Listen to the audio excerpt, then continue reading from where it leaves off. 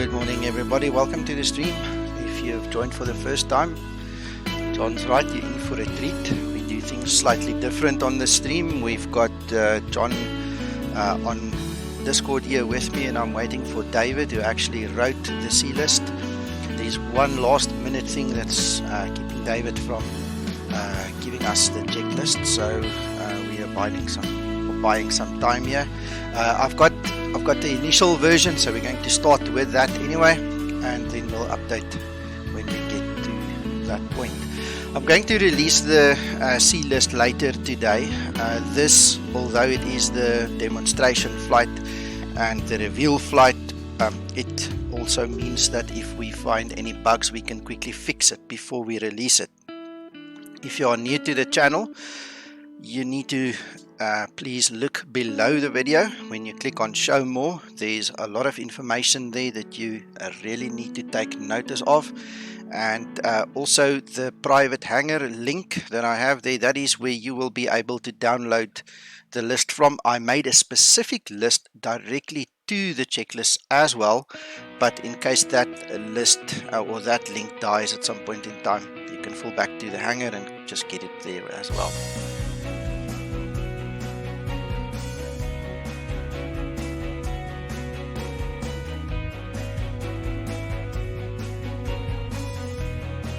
Alright, so let's start killing this music and get going.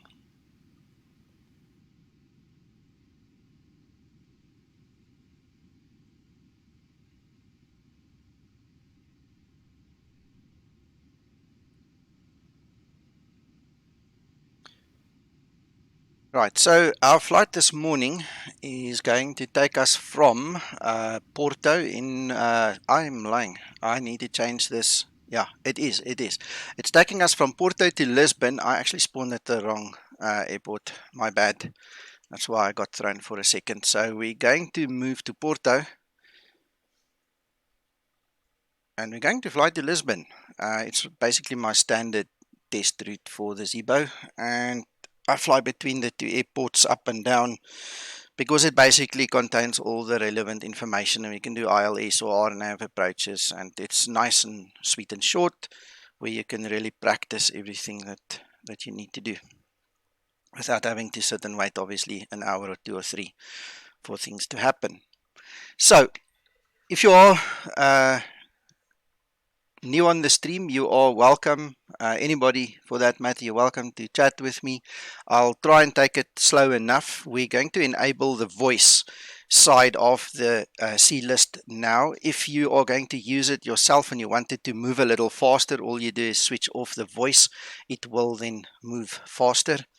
But I'm in no rush this morning. My next stream that I promised you guys is only 7 p.m. local time, which is quite a long time from now. So I'm just going to take it easy, and I'll answer your questions when you pose them to me. Thank you so much.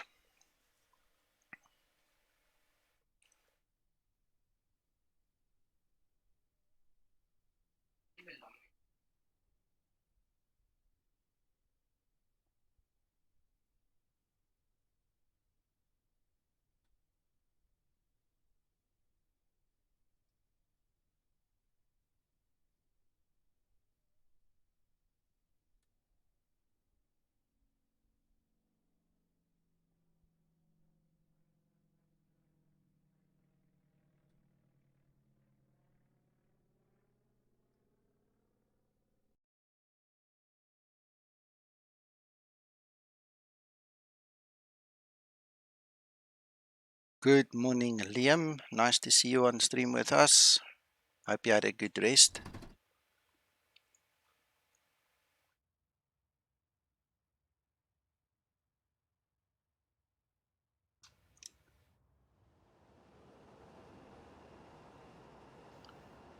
Guys, there are two people that I want to thank. I've written it in the show notes below. The first one is David Oosthuizen, or Golly, Goliathborg, whatever you want to call him, depending on where you meet him. He's obviously the author of the C list text file that we are going to showcase to you today, and he spent almost 3 weeks working on this. And believe it or not, I have made a few changes, and then he respectfully and graciously just changed things. I'm not sure what the very latest issue was, but I'm pretty sure he's got that under control for us. And then the second person I need to thank is Jacques Pienaar. Jacques has been blessing me with all my liveries for quite some time now. All the Skymatix liveries for Zibo is made by him, whilst Andre Nortime makes the jar design ones. So Jacques, thank you very much for your continued support and work. This livery looks super stunning, and I've had quite a few guys ask me for copies. So that's not going to happen right now, guys, but we're busy working on a scheme of getting a Team Skymatix going, so well, it might change in the future.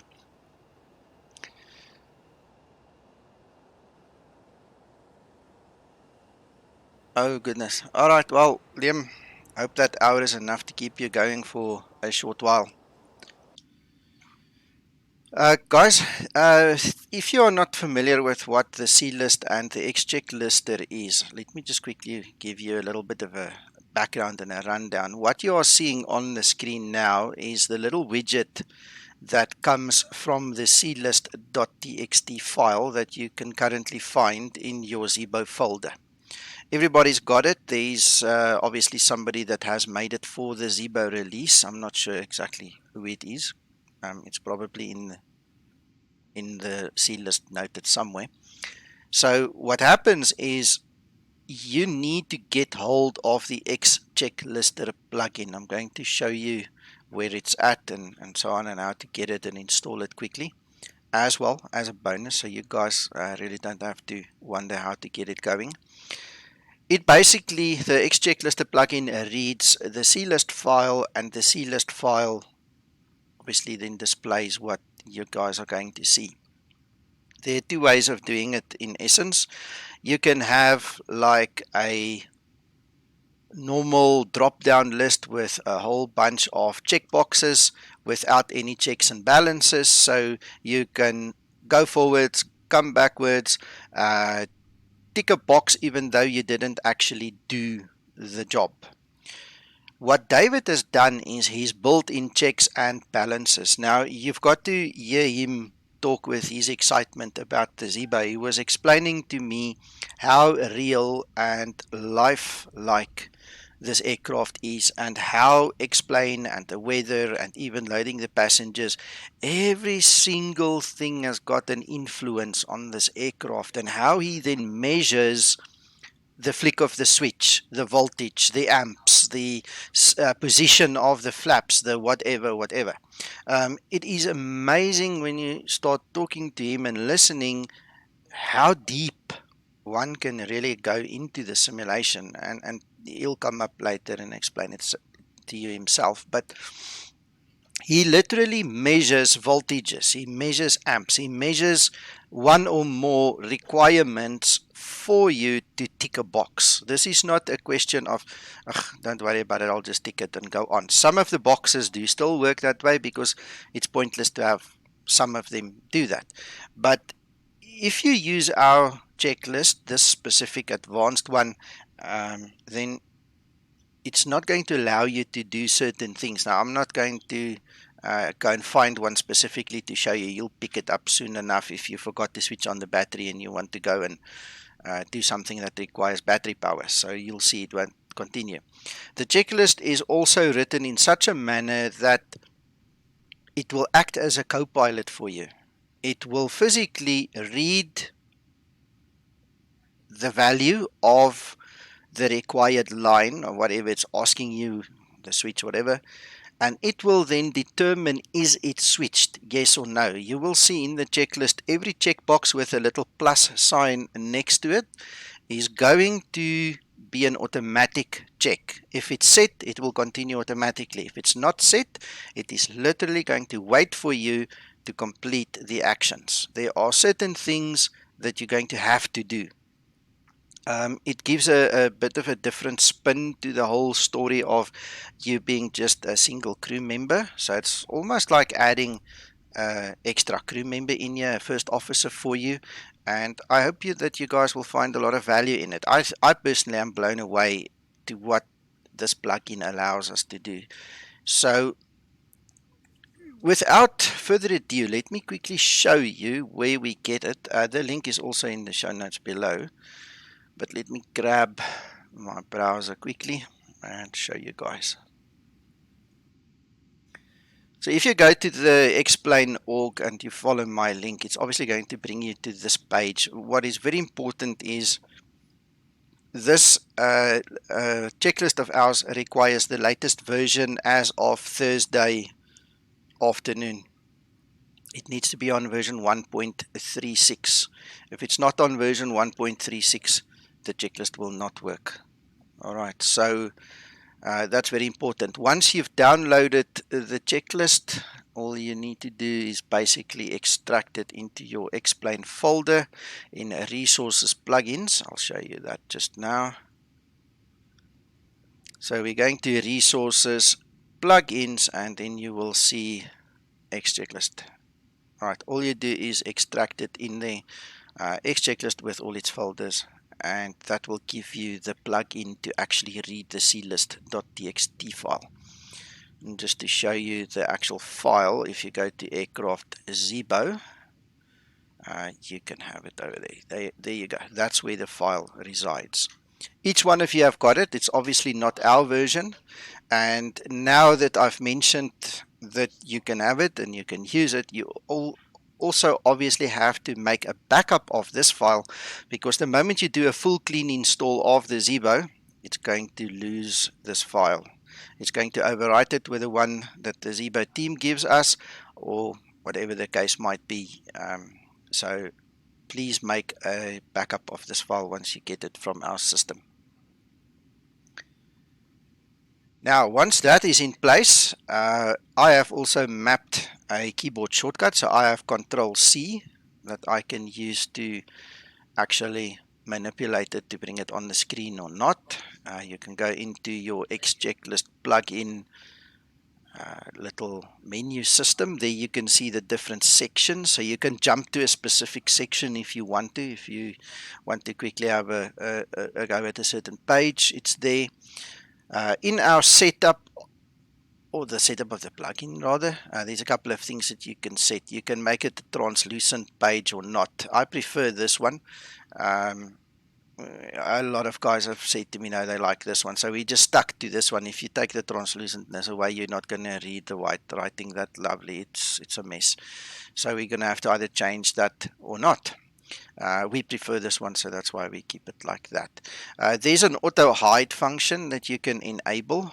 We suggest not to use the auto hide function, because what will happen is the screen will come up, and if you don't use it in like 2 or 3 seconds, it's very fast, it's literally just going to disappear, and it's going to annoy you immensely. You want this thing on the screen. Rather create a shortcut like my Control-C here, and then you can control what it needs to do. Alright, so this in a nutshell. Sorry, let me show you this. You can turn the co-pilot on and off. It's up to you whether you want to hear him speak to you or not. For the purpose of this demonstration, and because we're taking it slow and easy, and I'm also expecting you guys to ask questions or make comments, I'm just going to leave it on for the effect. So we can close that. Alright. Okay, so the first page is basically just the credits and the disclaimer. There's a couple of things that you guys need to understand. There are certain things that you guys can do in real world that you cannot do in simulation, and simulation allows you to have a bit of artistic leverage over what happens in the real world as well. And we just want you guys to be aware that some of the operations have been changed. It's not in the correct flow order. It is still factually correct, but we've had to move it to make provision for the FMOD and for simulation purposes.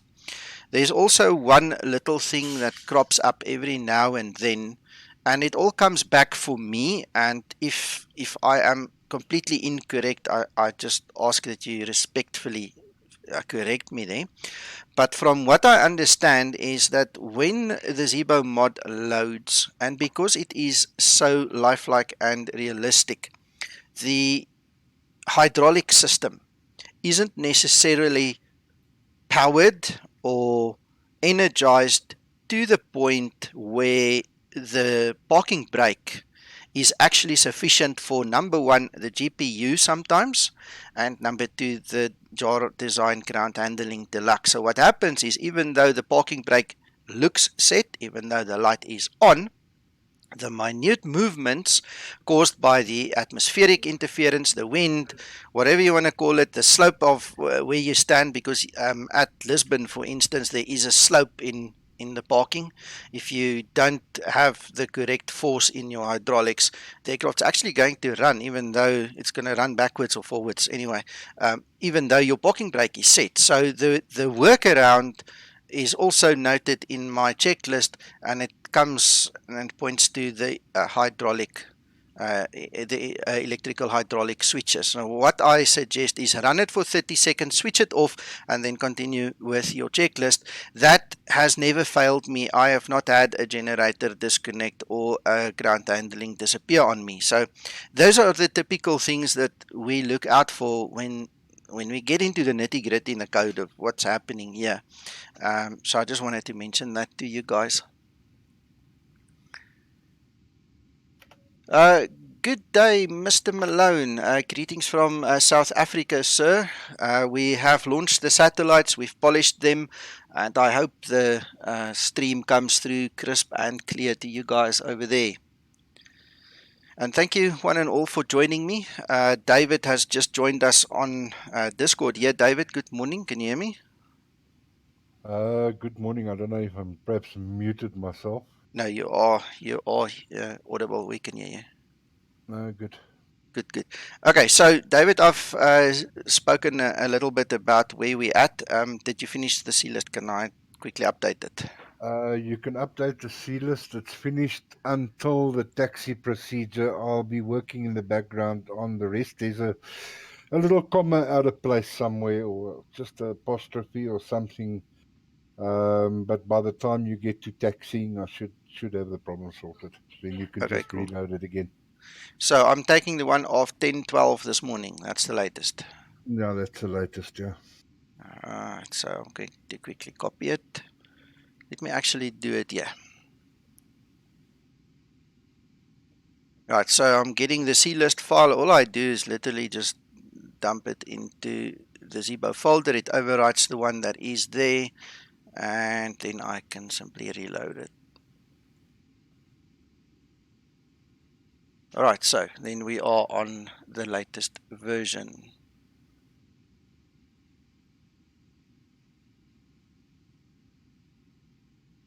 And just go and check that you've got the taxi procedures there, because the one you had last night didn't go that far. Okay. Guys, I'll answer your questions just now. Checklist. Well, if this one goes to the before taxi checklist, unless you didn't put the heading in. Go up. There, before taxi checklist, that's correct. Okay, cool. Okay, so Mr. Malone, you are correct. I have also done that. It is sometimes just not a long enough solution, and it all comes back down to the hydraulics not being energized enough. I have also played with cycling the chocks, cycling the GPU, and then it works. So nothing is 100% cast in stone. It's not, I suppose, a question of right and wrong. So if that works for you, my man, enjoy it. It's definitely one of the solutions. Patrick, the clist.txt, the one that you see on the screen now, is written by David that is in Discord with me. He's the creator of this clist.txt file. The actual xChecklister, the one that we have here from the org, let me grab it again for you. So I'm just recapping. This is the engine that drives the clist.txt file. This you get from the org, and the download link is in the description below the video. So if you click on show more, you'll get the download links for everything that you need. The only thing that is not available yet is the clist.txt file that I'm showing you. It's a work in progress. I will release it later today. And we're obviously using this reveal video stream as a final beta test for us. And, that will give us a chance to just make sure that we're doing it right. And then we'll release it to you guys. What you can do is obviously bookmark the links to the download sites. And then you can just pick it up later today. What I'll do is I will announce it on the Zibo community group as well, and I'll probably throw the link in there anyway, just to get you guys to come fetch it again. All right. So let me cancel my display capture and just do an explain capture for us.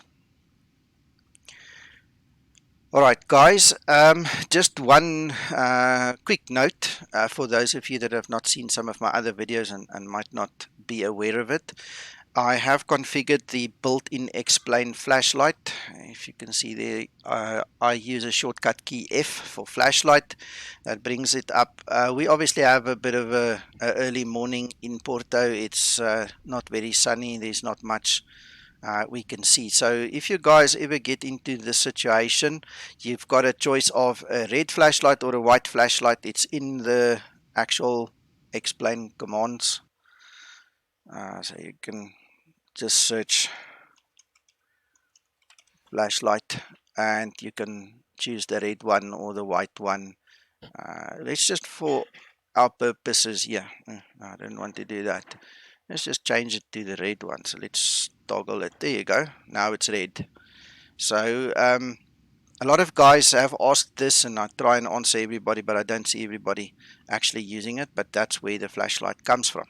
So it just makes it a little bit easier to see when you're in a shadow or a dark environment. Plan flight with simbrief/pfpx. Alright, so let's start. This is page 1. It's going to ask us certain questions, and the whole idea behind this checklist is you now need to say yes, you've done it. Completed. Company route downloaded.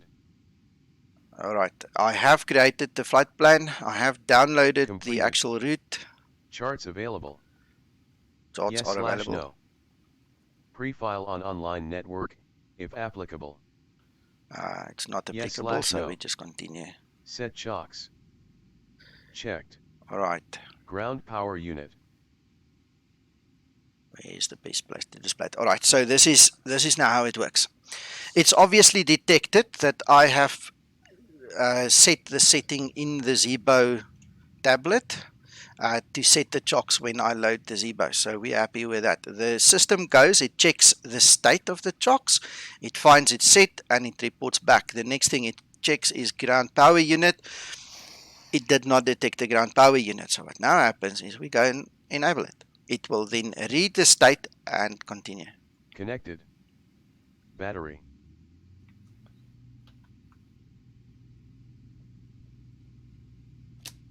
On.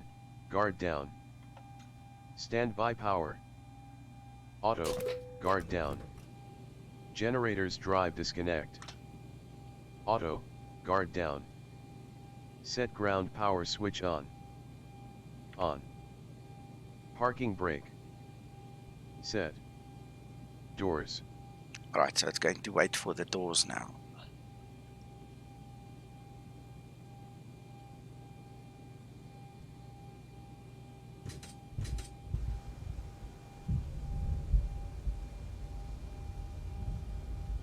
Open.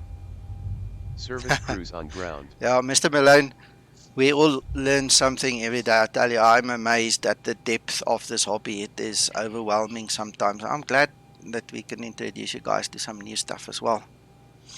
Right, so the doors are open. It has detected it. We can continue. Right, now what we need to do is go to start the service crew on the ground. Start. Call ground services, if applicable. Alright, and we're going to call the ground handling guys.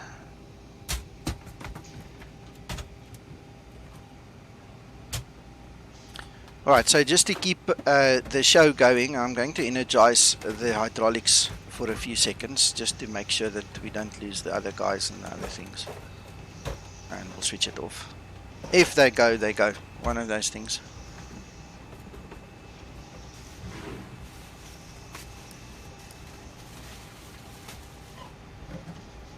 Completed. Set payload, load pack / cargo for flight.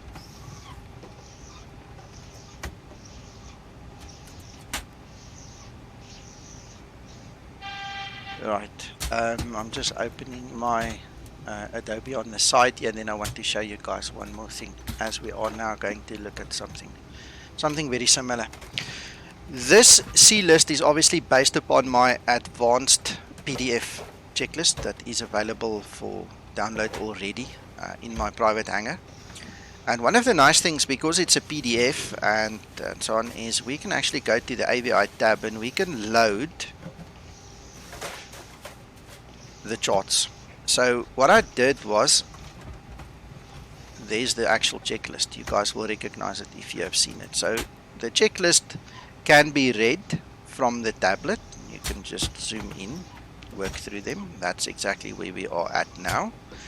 So you can see it looks exactly the same, well, 99% the same. It does the same job. Alright, so that's one thing that you can do with the paper checklist. Just throw the PDF into your charts folder. And then the other thing is we can also load our OFB in there.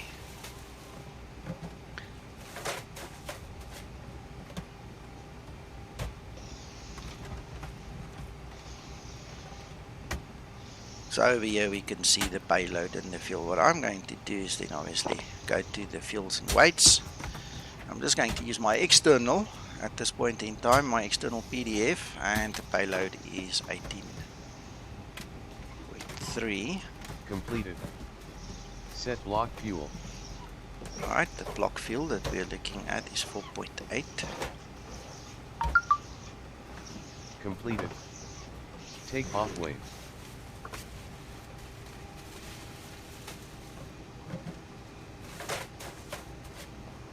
Alright, so we have done that. That is not something that is read automatically. There's no plus sign. And we know that that seems correct. Door lock. Auto. Alright, so now it's going to run a few things for us. L switch, arm, guard closed, light off. Checked. Protective breathing equipment. Right, so over there we've got the one oxygen mask, and over here we've got the other one, so we are happy and we can continue. Fire extinguisher. Right, these are fire extinguishers, so we are happy. Checked and stowed. Manual gear extension access door.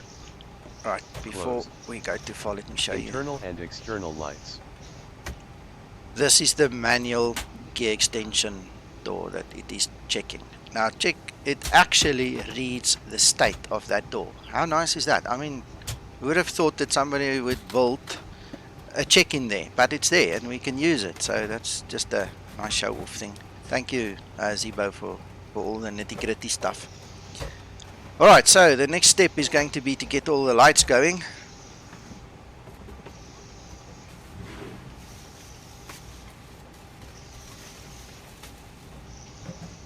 We've got to make sure the ambience is really nice for the flight, right?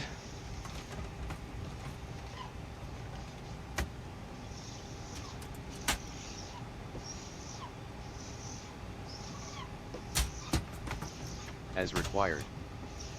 Position lights. Steady. Logo lights. We're not going to do logo lights because it's daylight. We really don't need that right now, but we're going to say we're done. Fuel cut off switches. Cut off. Thrust levers. Idle. Reverse thrust levers. Down. Landing gear. Down. Speed brakes. Down. Flaps. Up. Service cruise on ground.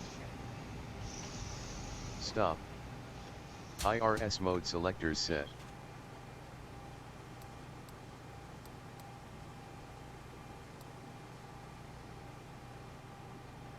Off, then math. Set HDG/STS for IRS time check. Optional. Flight deck recorder. Open guard and set switch to test. Check warning light off. Close guard and off light illuminated.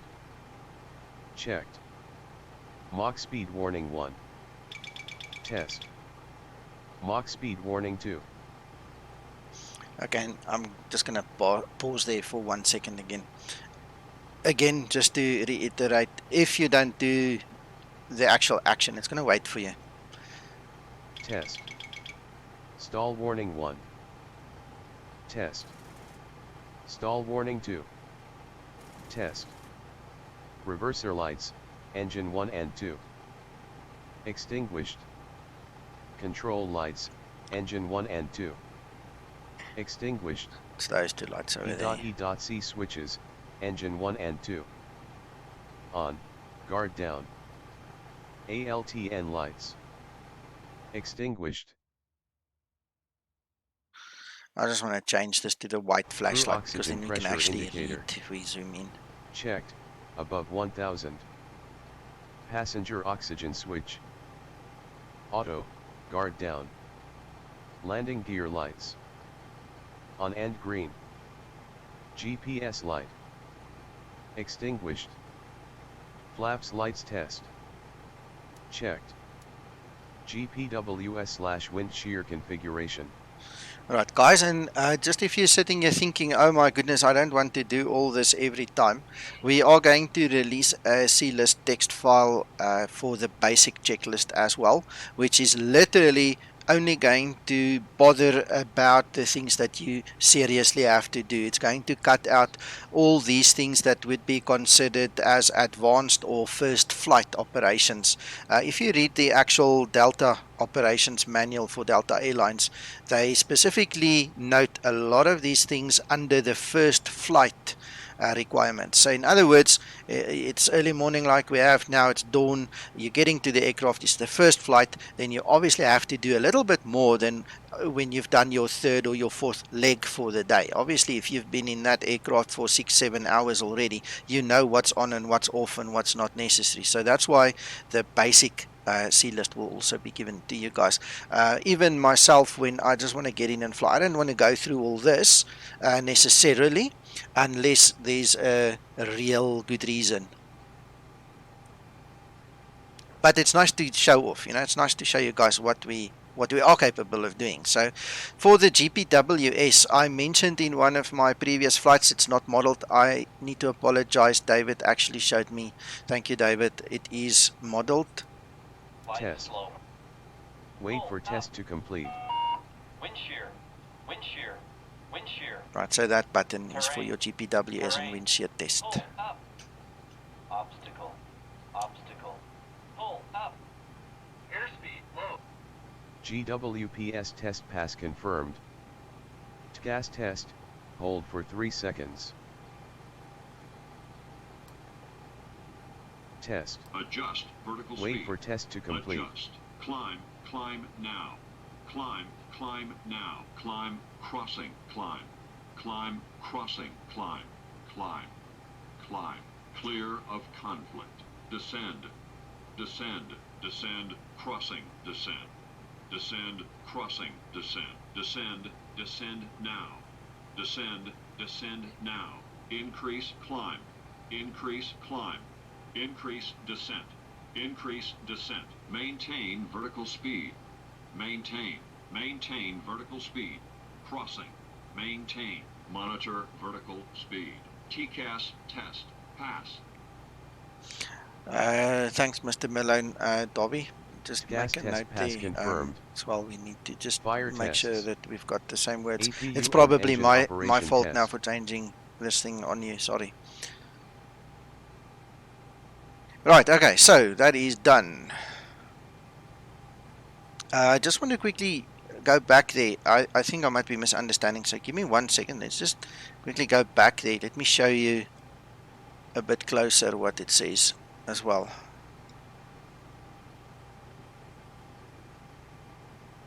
Alright, so it tells us here that it's GPWS, but it's called systest.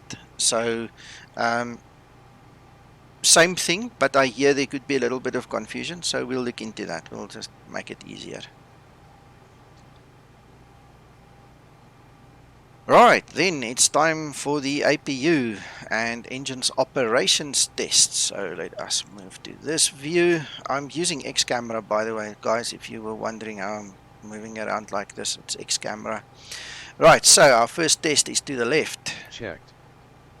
APU and engine fire test. Checked. Engine 1 extinguisher test. 3 green. Engine 2 extinguisher test. 3 green. Cargo fire test. Checked. All warning lights are extinguished. And they are. Verified. Connect to online network. Right, now this is an optional thing. Not everybody flies online. I'm definitely not online because I don't want interference from ATC and online people. So FMC ident page. we skip it. Aircraft model. Alright, okay. In the week and on the Zibo community group and other places, there was an interesting discussion. In fact, it started probably 2 weeks ago already, and people were talking about various issues with the Zibo, especially on the ILS porpoising, going into that yo-yo effect. The official answer from the team was that they suspect that the FMC gross weight value that is used for calculations and the tablet value is not the same. They suspect that the person involved with that, or persons, because there's more than one, a lot of guys have had that issue, actually does the programming of the FMC before actually doing the loading in the tablet. Okay, now this has not been confirmed. This is not a judgment call. This is not the team being nasty or to try and offend somebody. So my response to that is, let's fix that. Let's get the flow in such an order, which you've already seen. I've done the tablet. Get it in a position where we actually do the checks and balances for the FMC. So if you go back to my previous advanced or basic checklists, even the one just from yesterday still, I didn't require the testing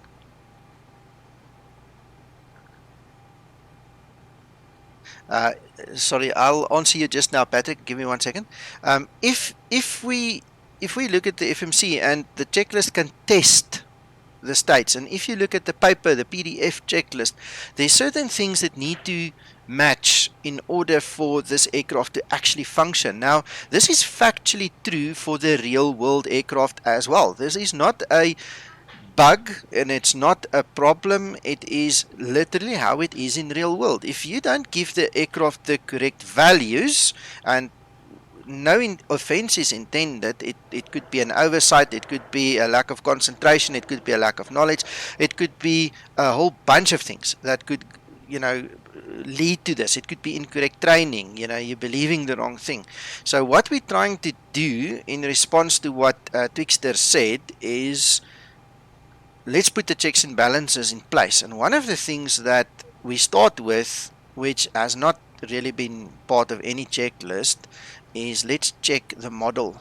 We need to make sure that we have the correct software loaded. Okay, it sounds silly because Zibo is not going to load the wrong software in his aircraft, but there's more implications than just the obvious. So this is one of the checks that is required if you read the correct SOPs and stuff.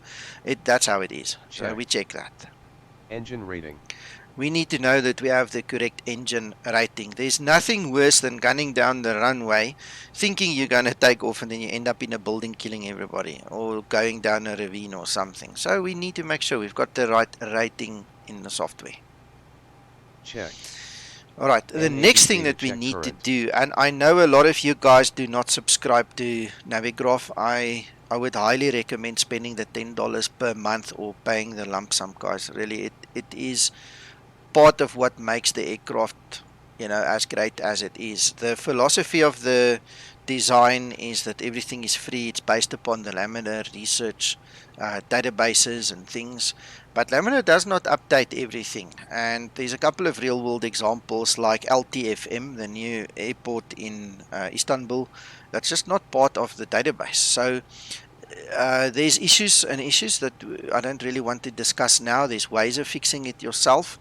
But if you can afford Navigraph, please get it updated, because the aircraft will read the fixes and the airways from Navigraph. It reads the airports and the runways from the default X-Plane database. It does not read them from Navigraph. So that's just a little distinction that I want to mention here. But it's always good to have the correct airways, because that's the thing that you're going to fly on. You need the airway, you need the correct waypoint. So before I continue, let me quickly read your messages.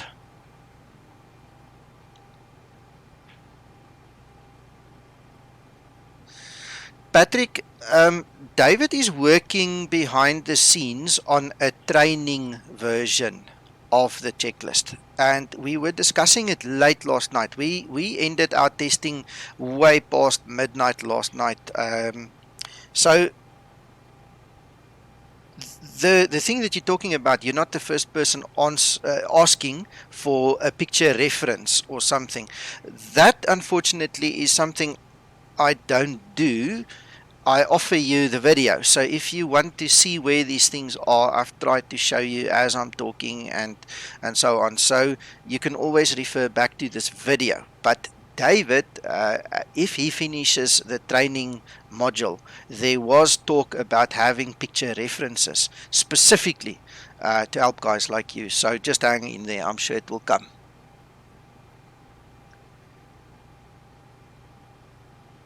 Rainer, good morning. Welcome from Johannesburg, sir. I hope the satellites work for you guys in Germany, that you get my signal crisp and clear. And thank you for joining us.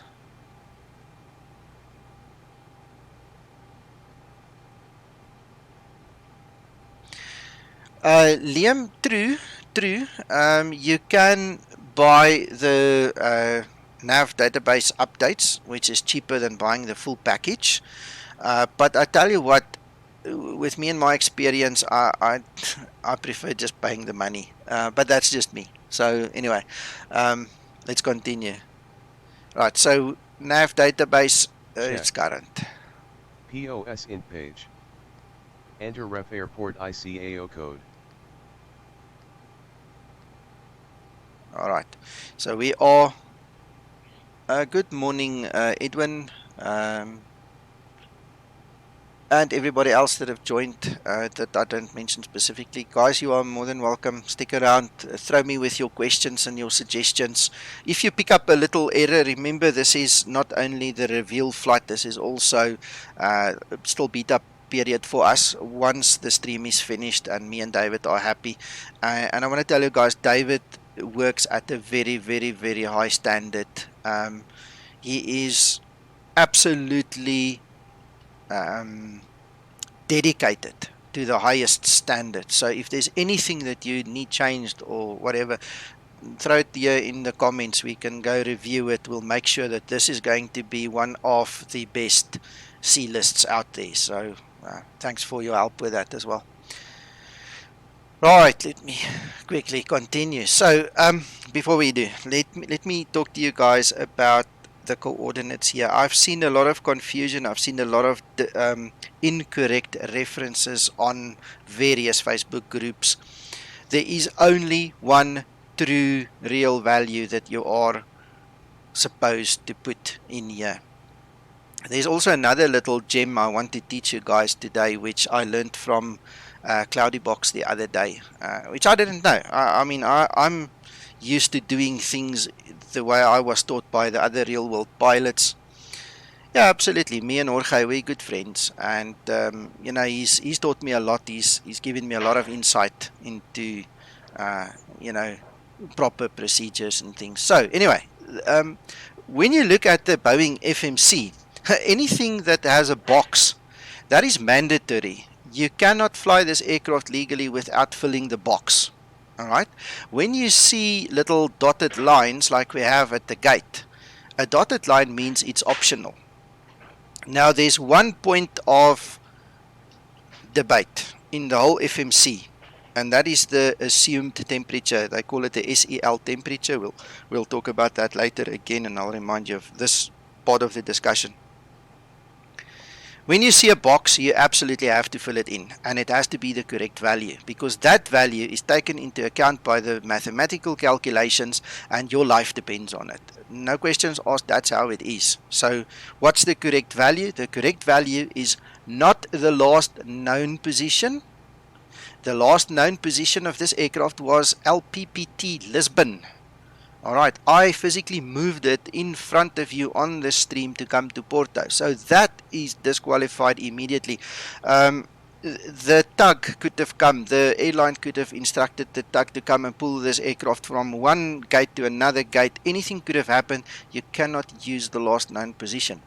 You also cannot use the airport position. That is a freebie simulation shortcut that PMDG introduced into their simulation years and years and years ago, with the warning specifically written in their manual. They do not suggest you use it because the airport coordinate is the middle of the airport. So if you look God's view top down to the airport and you find the exact middle spot of that airport, the complete airport, grounds and all, that is that coordinate.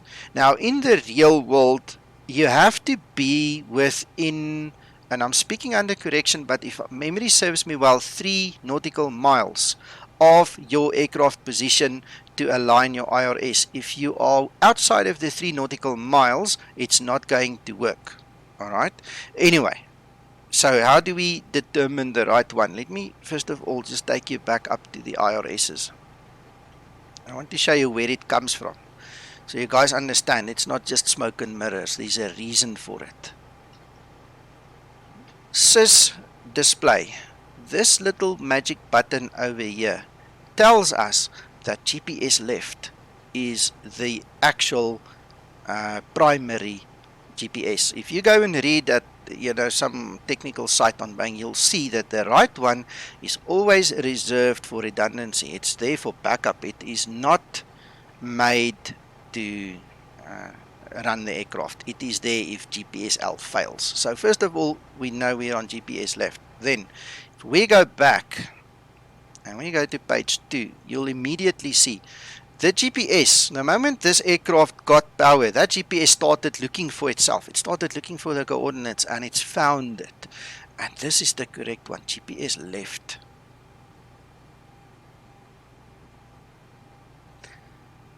Hi, Cloudy Box. You're laughing at me. I didn't, you know what? I didn't actually see. Good morning. Thank you for being here. And thank you for dropping by. I didn't realize it's you making that face there. Sorry, man. Okay, enjoy your sleep. We'll talk again later. Thank you very much.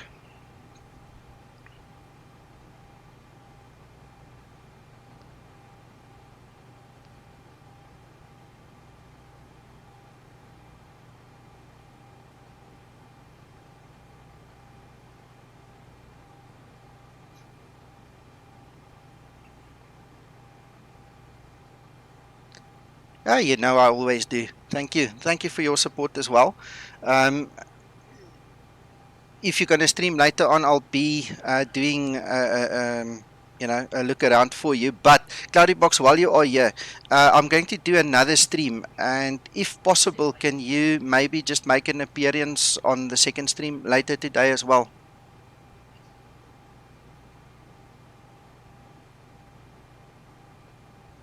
I think what I'll do is I'll just drop you a note in private message anyway.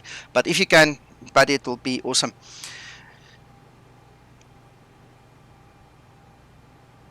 Yeah, David really needs a shut eye. He's worked through the night on this list to make it special. So we'll get there. David, I'll move a bit faster for you. Shame.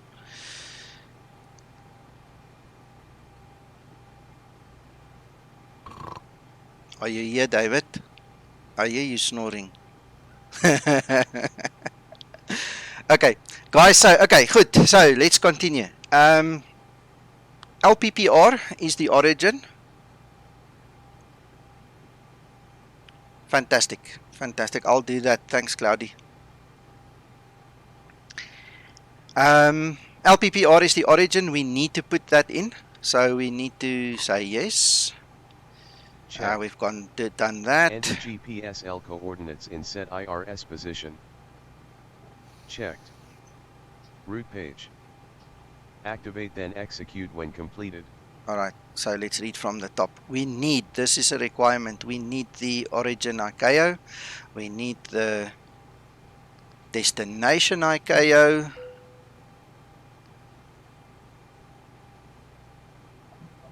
Is it not supposed to be? LPPT, sorry, now I'm dyslexic. LPPT. Alright. Michael, you're welcome to join us on Discord, but just go to push to talk, please. I noticed you popped in just now, so you're welcome, but just go to push to talk, please. Right, company route. Okay. I had an instance in the last week where a very good friend and also fellow member of the Zibo community had an issue. I'm not going to say exactly that it is so, but I have a good feeling and a good idea that this is what happened. He wanted to fly from airport 1 to airport 2 and he manually entered the waypoints, and what happened was, in my estimation, is that one of the waypoints that he chose could have been in the southern hemisphere instead of the northern hemisphere, so he couldn't work out the fuel. The aircraft just didn't give fuel. It said 0. You know, there's no fuel at the destination. And I then showed him how to export and import the company route, and I would highly recommend this to any, especially new users. It's all fair and well that you want to enter the flight leg by leg, but it's not advisable if you're in a hurry, and it's not advisable if you could be making a mistake, and the cheap shortcut is just import the route. So what I'm going to do here is I'm just going to go LPPR LPPT 01, almost forgot that, and then I import it. Okay, so if we go to the legs page, we're not seeing anything because we didn't activate it. Hang on, now I'm running ahead of myself. We'll look at that just now. Runway that we're going to use is currently, let's have a look at the weather. We're going to use 17, and this is just my SKM810, my own fictitious flight number, and then we can activate it and execute it. And it should give us the legs page. Well, we're not getting the legs. Okay, it's irrelevant. Let me show you the next step. So what I then do is, once it's imported, I then obviously go to the departure and I start setting up my route over there. Manual 1R would be the correct choice at the SID, and on the star we're going to do ILS 03 and Summer 8 Alpha and execute. Alright, so we go to legs. There we go. Now we've got the legs. There's a couple of things that we get rid of if we use this function. We get rid of typos. We get rid of the southern versus northern hemisphere little mistake if you choose the wrong waypoint. And it just makes my life easier to do it this way. So when you import it, obviously the flight plan goes in first. I've had a query, but why do you do the departure and arrival first? It's not. It's already in there. I just couldn't show it to you. We'll find out later why. Right, then we do, after the route is in and executed, very important guys, when this execution light comes on and when the word activate is on the FMC, you cannot pass that page until you've pressed activate and execute. When you insert your SIDS and stars, any and every time that you see this execution button light up, you have to do it. There's no question asked. So, right, so we have now completed the route page. We have DEP done and ARR page. Select DEP page. Execute when completed. Alright, we have executed Checked. that one, and we're Select going to ARR page. execute this one. Execute when completed. We've done the arrival Checked. page. Legs page, verify route and remove discontinuity. David, that's perfectly well. We'll chat here, don't worry. So, here we go. Legs page, we need to verify that. David, if you want to come back on line here, just drop me a line. Thanks. Let me just see what message I've got here. I just need to answer Cloudy Box quickly. Sorry, just drop me a message.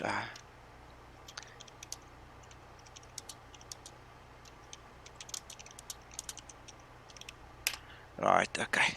Thank you so much. Thank you, Cloudy, for that assistance. Right, okay. Come back here.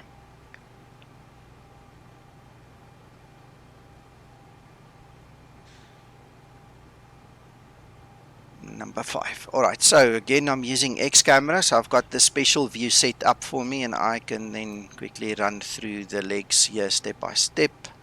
I can just check that there is no discontinuities or funny stuffs. Alright, guys, I've flown this route a couple of times. I obviously know that it works. I'm not going to go into the nitty-gritty of heights and flight levels and all kinds of weird things. That's not important right now.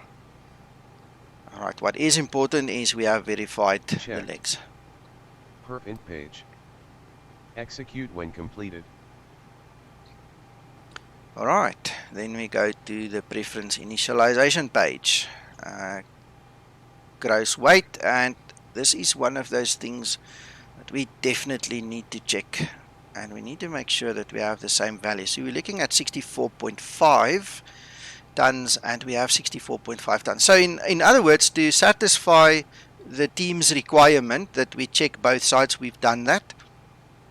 And we know that the aircraft should be balanced and that the mathematics should work out the correct power to weight ratios at the end, preventing the porpoising.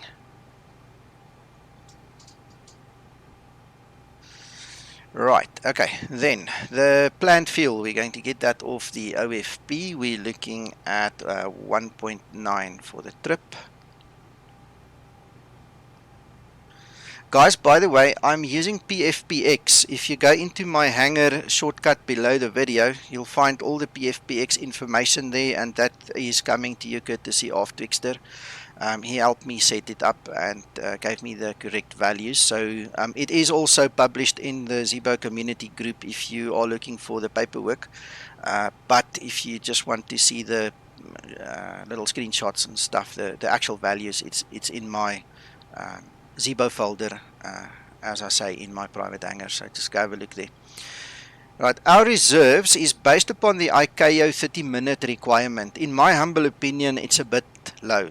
I don't like flying with such little bit of reserves, because if anything happens, I've had it at Manchester where I've had to do a go around, and halfway down the runway doing the go around, I haven't even done the crosswind turn, I already get a fuel warning because we've gone into the reserves when I fly from Dublin. So but anyway, we're sticking to the ICAO rules. This is what is legally requirement. So it's 1.1 on that one. We're going to use 20 on our cost index, and we're going to flight level 230. There's no point in going higher, because we also want to just at least take a breath, before we start gunning down the preparation for the descent again. Alright, again we find ourselves with all these little dotted lines. It's not a requirement to fill it in. I personally believe in being thorough. So when you look at my, let's just quickly kill this xChecklist. Let me show you my OFP. If you look at the OFP, I mean, it gives us the value, so why not use the value? So if we look at the cruise winds, the average wind is 219 at 38. and the deviation, ISO deviation, is a +2. I mean, that just looks nicer. So maybe that's just OCD, I don't know, but I just like being thorough, and that's why I put all the values in there. Like I say, it's there, why not use it? Alright, in terms of the outside temperature, for the new guys, there's two ways of entering it. You can use the /, you can then look up here and you can see that it's 12. And you can put 12. Or for the shortcut, you can just click on that little button. Your line select key left 1 will actually populate that value for you. There was a big outcry the time that Zibo implemented this because all the PMDG guys didn't have a clue what they had to do. And I had a couple of fights with guys who tried to use 10,000 hours of history with PMDG telling me that there's a bug. It's not a bug, you just need to know how to use it properly, and I really hope that the next release on the PMDG site will also force the guys to actually learn what this is. This is very important. Alright, this is now the bone of contention. We need to specify a SEL temperature, or we need to specify to use one of the templates. I personally prefer to use SEL. That you can also find on the Zibo group. There are quite a few references in a real world where people almost literally died because they had the wrong value in here, or they didn't put the value in here. Alright, obviously this is a simulation, so it's up to you. You can decide if you want to use the template or not. For our purposes today, I'm going to use an SEL temperature that was worked out and calculated by Topcat of a D-rated 1 takeoff. I'm going to stay at a high, what do we call it, high angle climb or high powered climb. I don't want to go a D-rated climb, we don't have the time for that.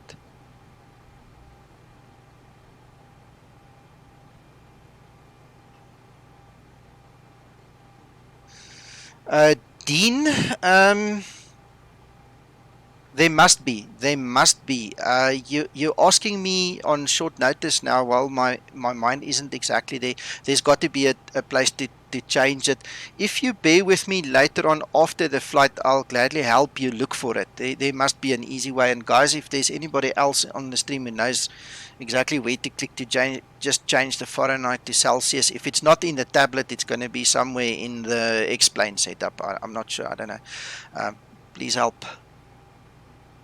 But stick around afterwards and I'll gladly help you find it. Alright, so our SEL temperature on a D-rated 1 takeoff is going to be 46. Alright, so that gives us 90.4 on the N1.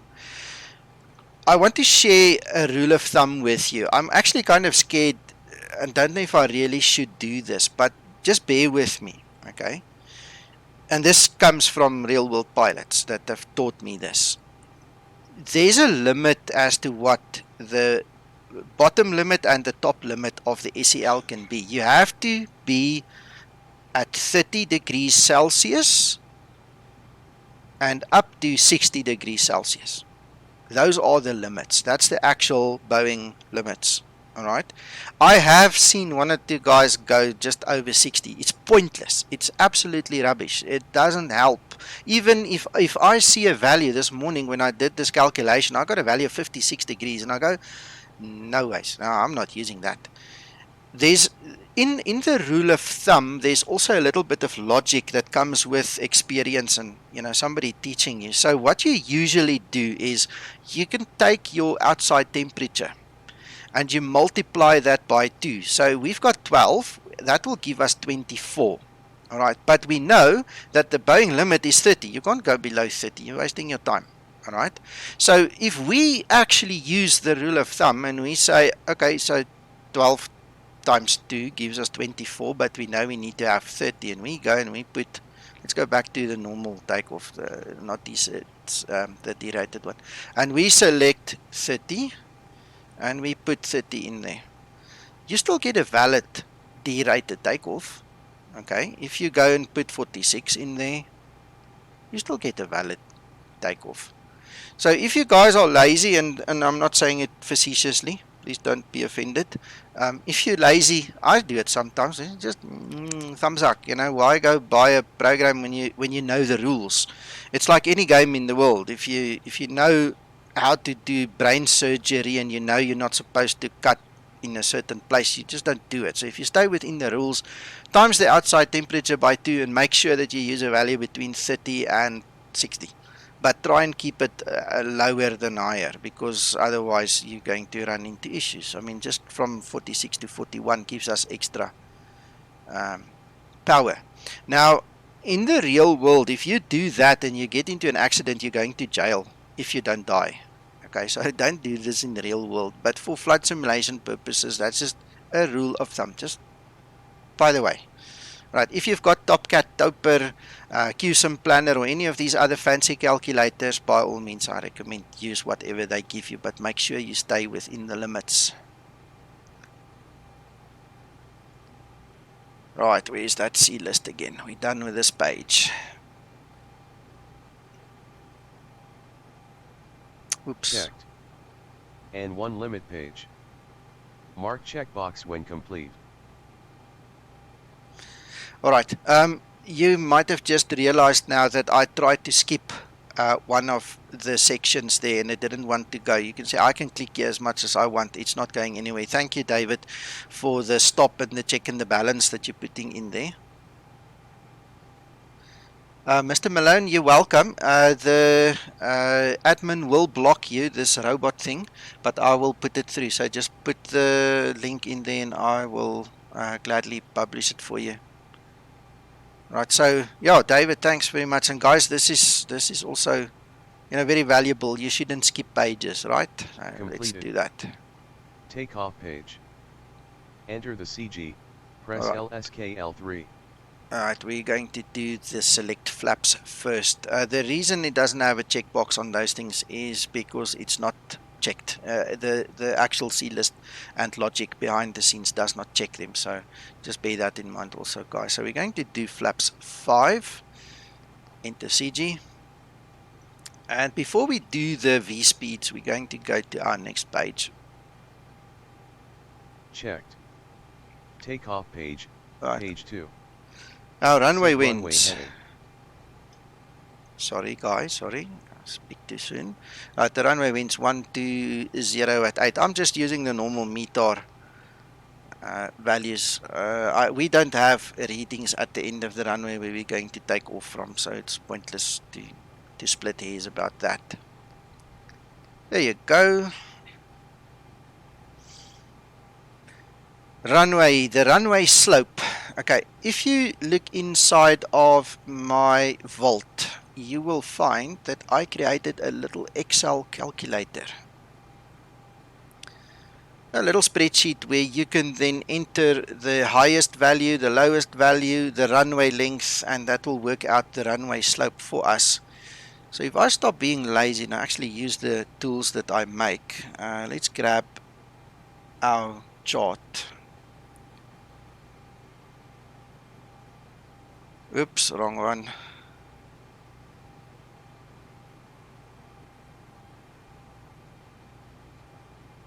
Okay, David. Yeah, cool. It obviously can check it, but like you say, too tedious and too long. So fantastic. Thanks for your input there. Right, guys, so there is the story about the assumed temperature. You're welcome to read up. I highly recommend that you guys read up on this. It is so worthwhile to get the background knowledge and get a bit of depth in your knowledge. Very well worth it. So let's quickly zoom in here. We can see we've got the runway elevation on the side where we are going to take off from. Runway 17 is 144 feet. And if we go to the other side, it is 226 feet. So we are going to have a runway slope of uphill, number one. That's very important. So we're going to use this calculator. Where is my tool? Display capture. That's the tool. And let's kill that one so you guys can see better. So the highest side is 226. The lowest side is 144. Now I've clicked off, sorry. 144. And then we look at the runway length is 11,417. So we get a runway slope of 0.72, which we can then say up for uphill 0.7, because we don't have a second decimal point, so we're going to use that. And the runway heading that we're going to follow is 172. Oops, you have to put the slash 172. Alright, so this is the proper way of doing it, and then you can also click on this little right side button to decide whether it's dry or wet or whatever. Guys, this page is for the advanced guys. This is not going to affect any entry-level guy. It's not going to affect a noob or even me. If I don't feel like doing it, I'm not going to do it. It's a simulation, but in real world, the guys are going to frown if you don't do it. So I obviously I'm showing you an advanced checklist, and that's why I'm showing this to you. We can then go back to the previous page and enter the V speeds. If you've make a mistake and you go through this page and you enter the V speeds and then you go to this page, the moment you change the values here, what's going to happen is it's going to come up with an error message on the FMC telling you to enter your V speeds. And there was a guy asking this in the week, why does the FMC ask me again for a second time when I've already done it? And this is why you are changing the mathematics behind the scene. This little computer is more powerful than the one who put the guys on the moon. So you can imagine the kind of mathematics that's involved here. And if you change one parameter, you're going to have to reconfirm all of this. Alright, so we're done with that one. Takeoff page, page 1. Enter the V speeds. Checked. Configure your FMC and MCP, speed, and altitude restrictions. Rainer, to answer your question, the word whatever means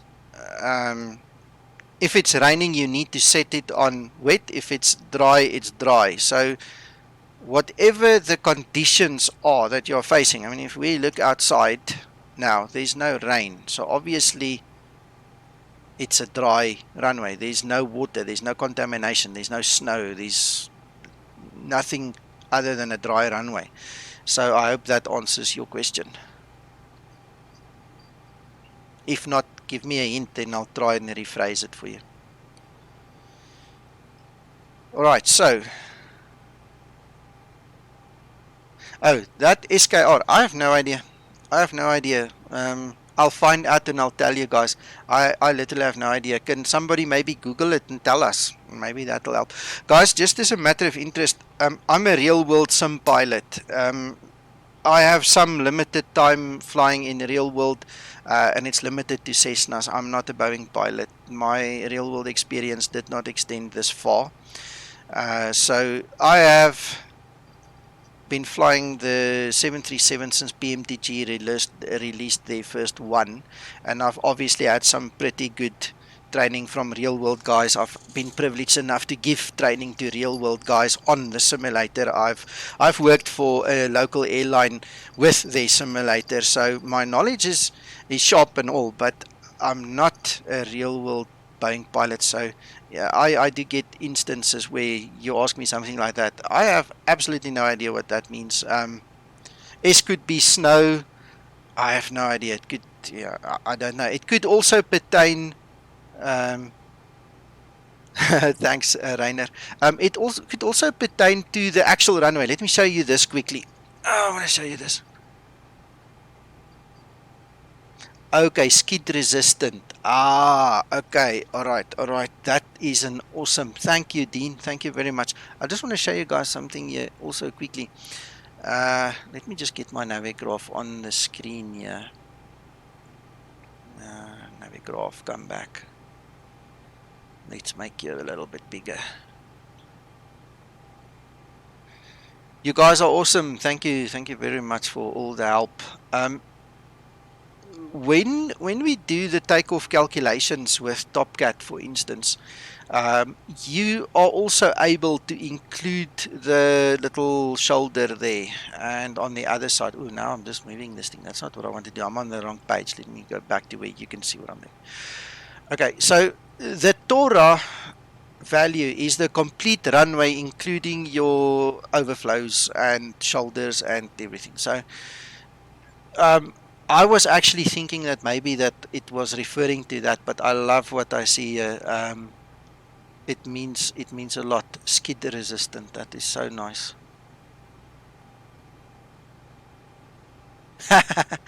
Google food. Very nice way of putting it. Thank you guys. Thanks. That taught me something again today. Right. So. Okay. So obviously we're going to use that when it's appropriate.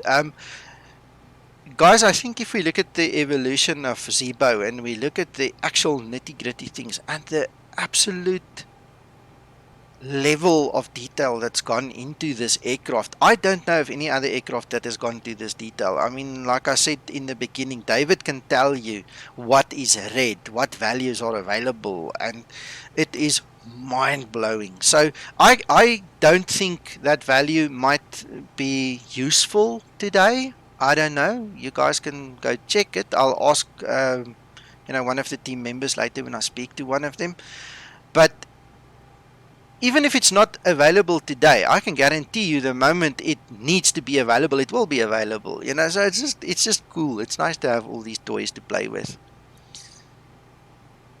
Alright, so what do we need to do now? You need to use if you need to use a noise abatement procedure, this is the time to configure it. We do not need, so we can continue. Configure better pushback. Alright, let's call the tug.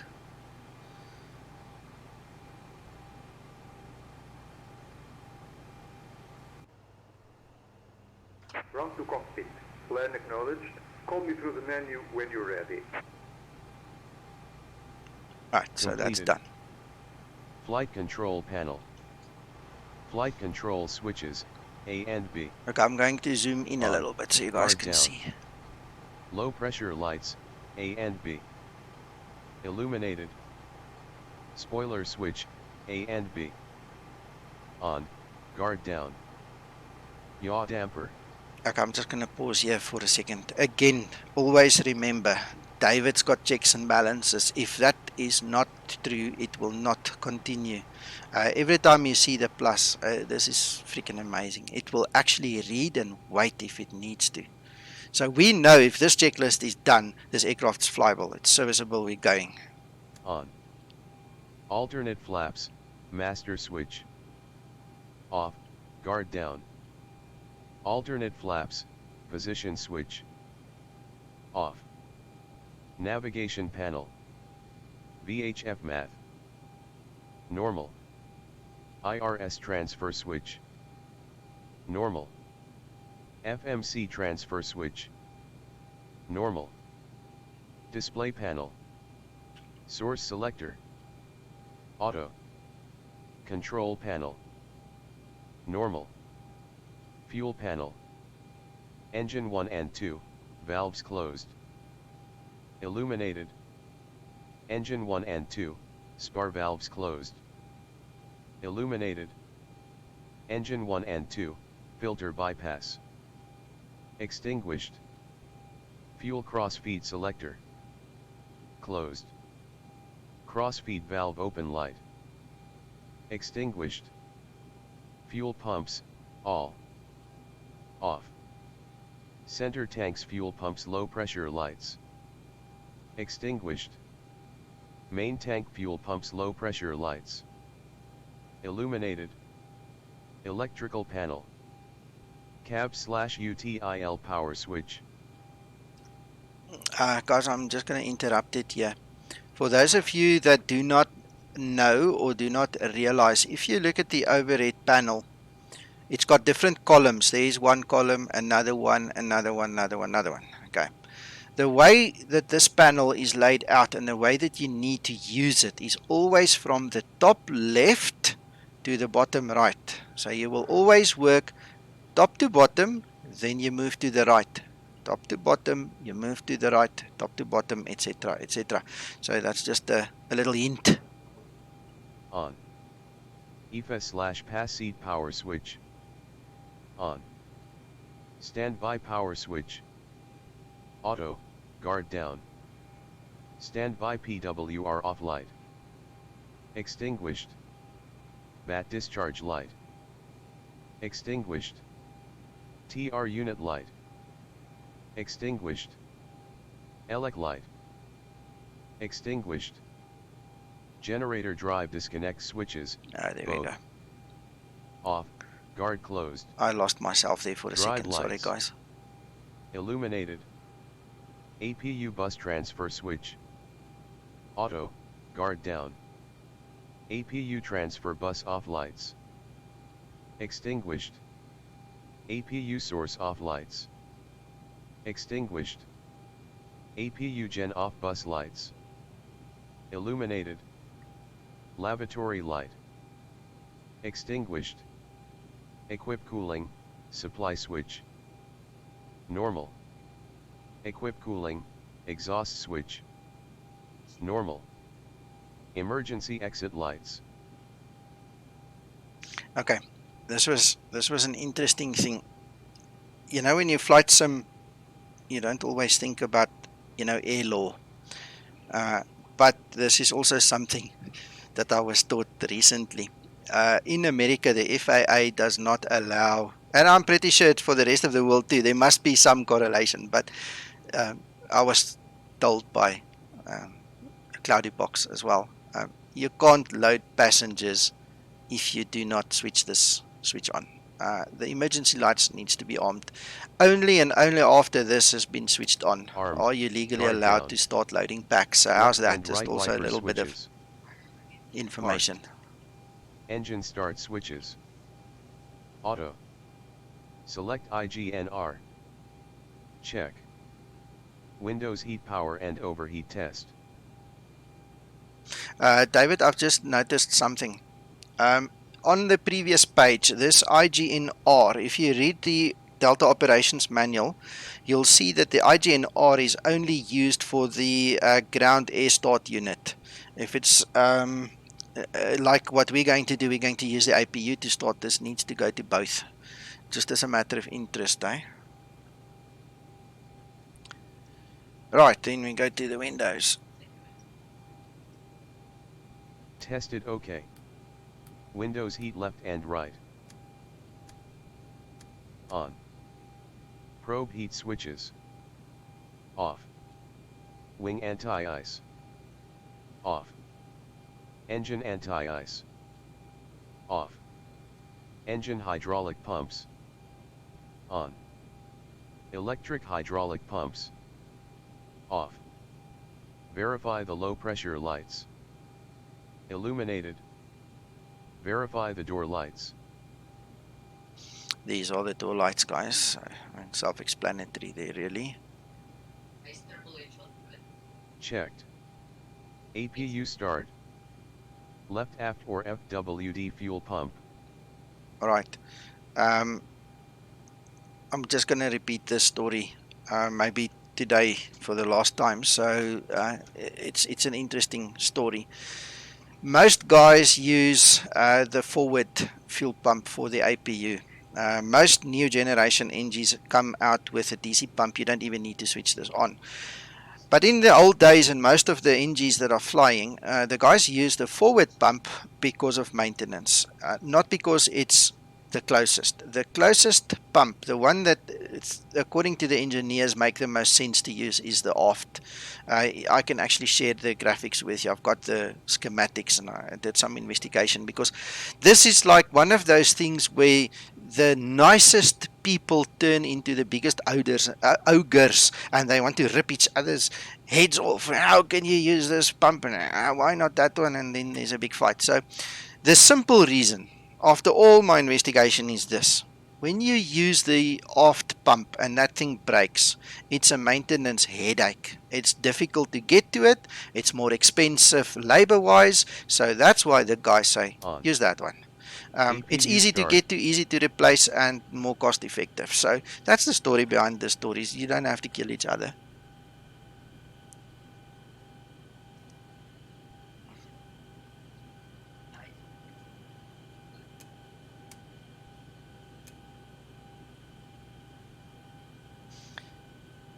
Alright, so again, in the checklist, David actually reads the values behind the scene. He uses the data ref tool, or he used the data ref tool to actually identify the values that is transmitted and received by the APU. So when he's waiting, like this checklist of his is now waiting for the APU to start, it's not because there's a countdown timer that says, oh, it should take 30 seconds to start. It's not. It's actually reading the values and it's acting on the values. So again, one of those nice things of this checklist.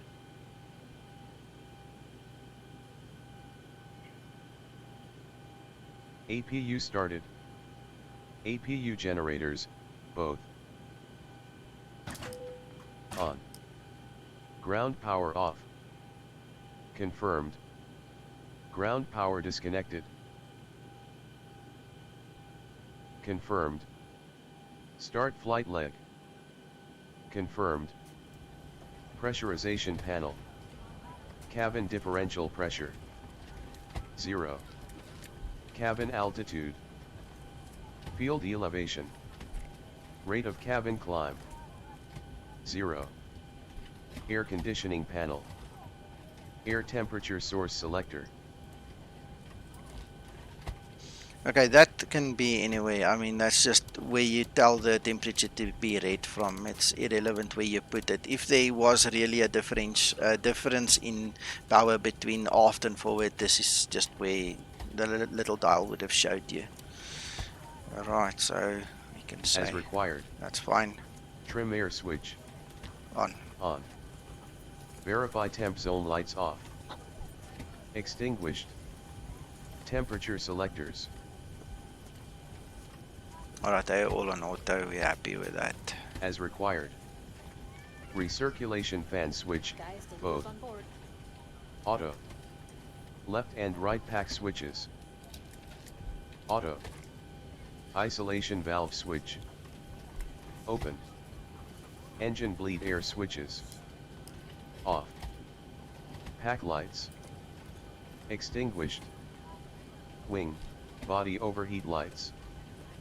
Extinguished. Bleed trip off lights. Extinguished. APU bleed. Okay, before I switch the APU bleed on and this thing continues, I want to tell you another story.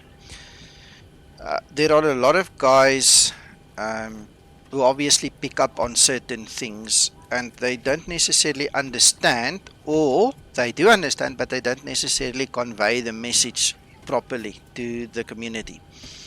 So what happens is, in the past, I mean, you can go back a month or two to some of my old checklists. Even I didn't bother because I didn't know any better at that point in time. I didn't care to lift these switches. Then I started reading this Delta manual and I started finding out why we actually lift them. Now, you can keep them down, but there's going to be a little warning light that's going to come up there. If we activate APU now, I just want to see where it's going to stop. And then we can continue talking. I just want to explain this to you guys quickly. On. Dual feed light. Alright, this is exactly what I was looking for. At this point in time, what's happening is the engines are off, so there's no bleed air coming from the engine side. The only bleed air that we have currently in the system is from the APU. What this dual bleed light there, this warning light tells us is that if you start the engines in this state where all three of these little switches are on, you run the risk of blowing the APU because you are going to force a second source of bleed air into the system and the pressure is too much under certain circumstances. What's the certain circumstances is the manual says that you can run this configuration in engine idle. But the moment you're going to put fuel, if you touch your fuel lever and you put some gas in that engine, you're going to increase the bleed air to a point where it's going to blow that APU.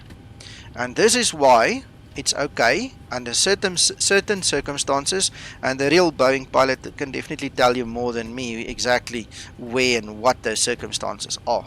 But to be safe, we don't want Extinguished.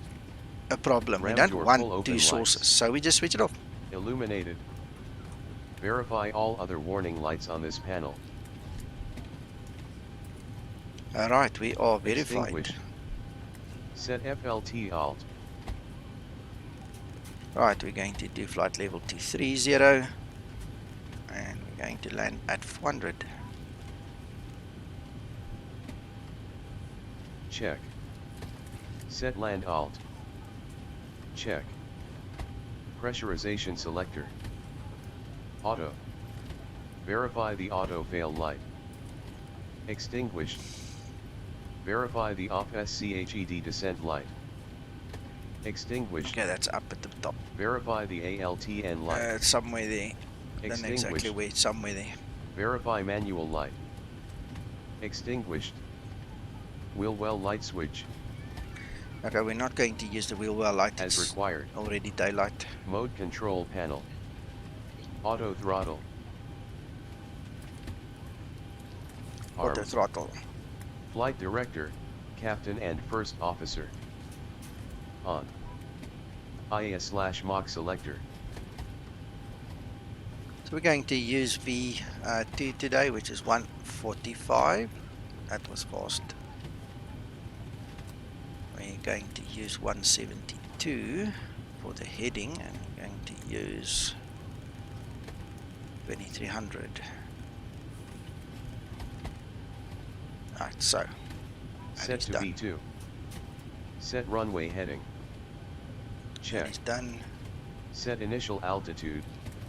Typically that will be something like 5,000 or 6,000, 8,000, whatever the ATC will give you. We don't have, so I'm just going for gold.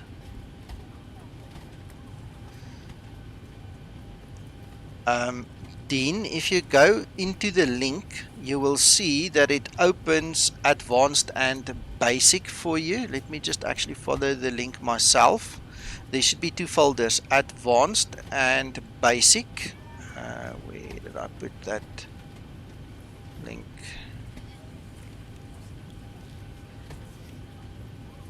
The C list will not be there yet because we are using this as the final beta test, and then I will release it later on today. But I'm just opening that link quickly while you are talking about it. So yeah, if you go in and you follow the checklist link, it gives you advanced and basic, and in the advanced and basic folders you will find the PDF versions. Alright, so we're talking about these guys. Close. You see that one? This is what is currently in that folder. Now the moment we are done with this stream and me and David have our final meeting and he's resolved the last issue or two, we're going to drop it into this folder structure, and you can come back later during the day and whenever. I mean, I'm not going to move it again. That's its permanent home, and then you can just come and just download it in at your leisure. Obviously from time to time we will publish a revision, and you can just keep your eye on this little folder. Alright, so we've got the initial altitude set. Check. Okay, VNAB. okay, here is another rule of thumb. Thanks David. The rule of thumb that I was taught many years ago by another real world pilot is, if you've done your setup up until this point, there's one or two reasons why you will not be able to enable VNAV and LNAV. But the rule of thumb says that you should be able to enable the LNAV and the VNAV. it's a rule of thumb. This is one way to test a few things. The first thing that you test by doing this is that you remembered to activate the first officer's flight director. That's the first obvious thing. The second obvious thing that you test by enabling the system now is that you have actually activated and executed each required FMC page. So if it doesn't want to activate, you can check the FD and you can then go back to your FMC. The third, and in the USA probably the most important reason why it will not activate the LNAV, is because a lot of the standard instrument departures are not connected to the runway. They actually start with a vector departure. You have to use heading select because the SIDs are 5 or 10 miles from the airport before you actually enter into them. Alright, so in the ICAO world opposed to the FAA world, or the CAA world opposed to the FAA, sorry. We usually have in South Africa and in Europe that the runway, your threshold at the end of the runway is the start of your standard instrument departure. But in the US, there are plenty of airports that just don't work that way. And this is where common sense, a little bit of training and knowledge is invaluable. You cannot always use LNAV on departure. There are instances where noise abatement procedures even prevent you from using VNAV. You have to be very careful and actually read, the charts and the NOTAMs and everything else that comes with that. For the flight simulator purposes, if we just cut out the real world and we stick to just thinking about flight simulation, I think this rule of thumb is invaluable for you guys to remember. If those lights don't come on right now, there is no point in you pushing back unless you know exactly why it's not on. Alright, so the 3 examples I gave you are usually the 3 reasons why they don't come on. If you switch them on now, it saves you a lot of hassle afterwards. Now, you might find that I'm going to use Dublin, EIDW for instance, runway 28 takeoff. You might find that you get to program the FMC, these lights come on, but you take off and then the Zibo realizes, hell no, this turn is too steep, I can't do it, and it kicks LNAV off.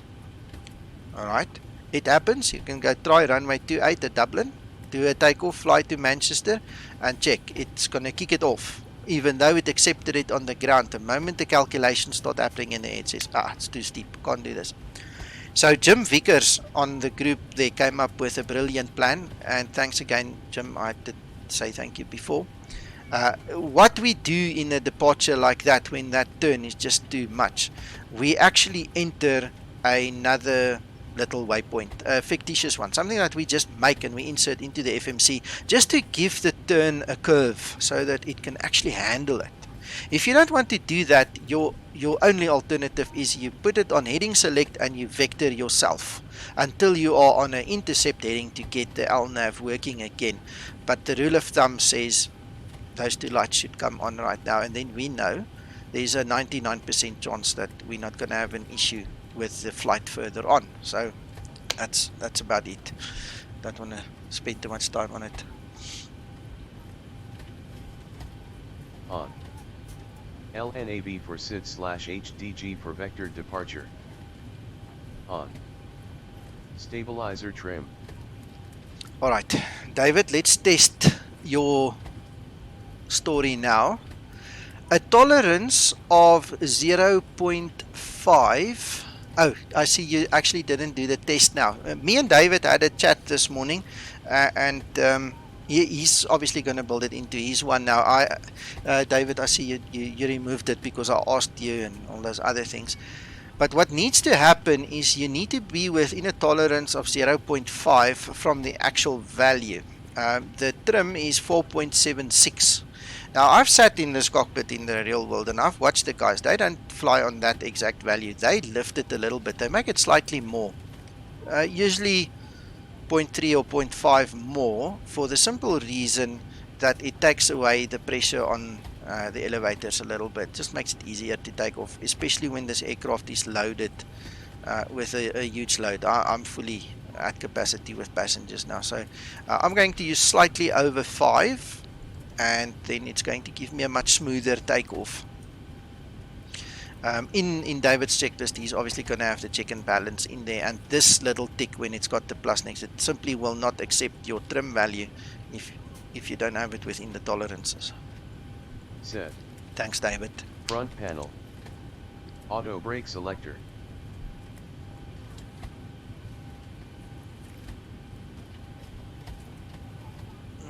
Okay, that one's not reading, David. Not sure why. RTO. Standby altimeter. Right, let's get the weather again. And we're looking.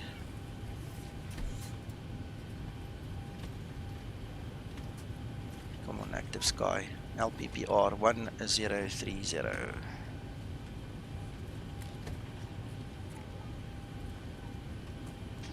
Come on. 1030, and while we're at it, I'm just going to set the other one as well. There is a different place where we usually do this. It's in the list, you'll see. So standby set. Standby RMI. Alright, I don't use the RMI, so I'm just going to say or it's set. ADF. EFIS panel. Minimums reference selector.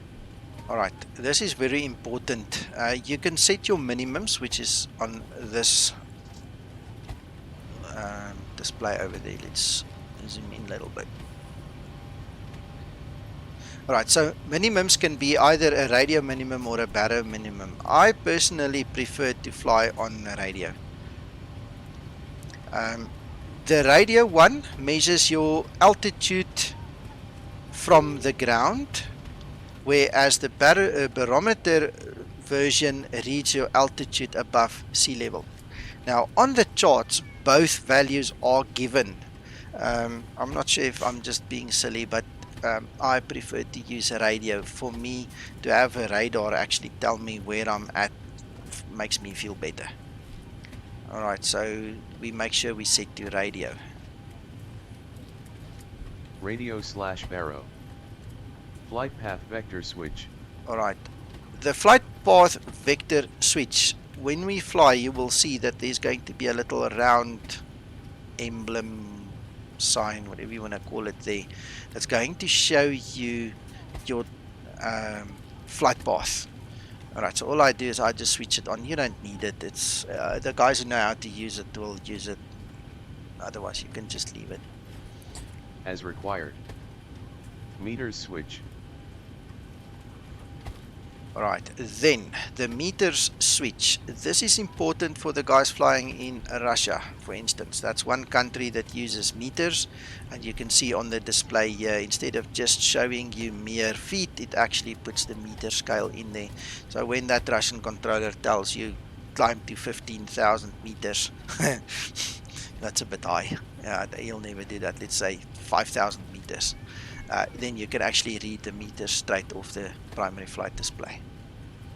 As required. Altimeter and units of measure. Alright. /HPA. The altimeter and units of measure is what we get over there. So we are currently on the hectopascal scale. This is what the CAA guys use, and then we can change to inches, what the FAA guys use. So this is just where we ask you to make sure you're on the right scale. Set. Mode selector.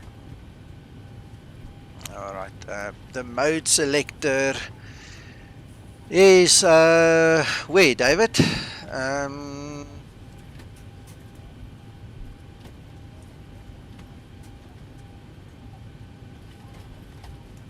I don't see it's called the mode selector. I've lost myself with that one. Let's just skip that for now. It's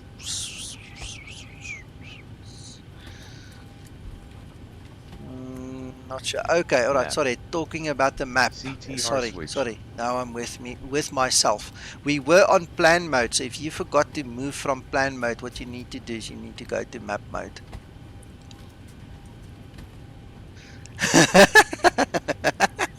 Yeah, 15,000 meters. That's almost 50,000 feet. We were flying the U2 or something. Alright, right, then the CTR switch, this is up to you. You can keep it in your map mode, you can use the rose compass, or you can activate your vertical profile as well. So this is up to you what you're going to set on that one. As required. Yeah, Range selector. that's it. Then the range selector, that's also up to you. Usually what I do is I have it on about 10 during takeoff, depending on the waypoints and the turns that I face. What I also then do is in flight, I will always try and have at least 2 waypoints on the ND. That is something I was also taught in the real cockpit flying with the guys. They always have at least 2 waypoints so that they can anticipate where they're going to turn to and what they have to do. In South Africa, the longest flight internally that we have is Johannesburg to Cape Town, which is about 1 hour 35 minutes airtime. And the guys actually run on 160 knot range because of the vast space between the different waypoints. So that's up to you. You'll see me use it as we go on. As required. Traffic switch. Alright, I obviously want to see my traffic, so I keep my traffic on. As required. Map switches. As required. Well, that's same thing for me Clock. as the other one. Check David, local maybe and we must UTC remove time. that other one that confused me, that mode selector. Maybe we just remove the mode selector and just, or the map switches. I don't know. We'll talk about it later, but I mean, that's like two things, different words, but meaning the same thing, I suppose. Unless I'm totally dumb now, but anyway. Alright. Clock. So we can check the local time and we can check the UTC time. At this point in time, it looks we are on the Greenwich Mean Time, so that's fine. Completed. Master lights test. Okay, I'm going to zoom back a little bit before clicking this one. Test OK. Master lights dim switch. Test OK. Disengage light test for AP/at and FMC warning. Yes, that could very well be. Yes, Mr. Malone, that could very well be. Very well be. I agree with you. So then I retract what I said just now. That is absolutely true, because one of the things that I do always activate here anyway is I always use data so that I can see my ETA on the map there. Sorry, David, and other guys. Mr. Malone, you actually reminded me. That is true. Alright, then we need to do this autopilot Test thing. 1. OK. Disengage light test for AP/at and FMC warning. Test 2. OK. Check. Okay, we can discuss that Verify later, all David, warning just to lights on polish this it a little panel. bit. Alright, all the warning Extinguished. lights are gone. Pedestal. Radio set. Alright, so on the radios, we'll typically make sure we've got the right transponder code there, and let's look at our actual arrival. LPPR, LPPT, Lisbon. We're going to look at the approach. We're going to do an ILS on the runway 03, so we need to have 109.1.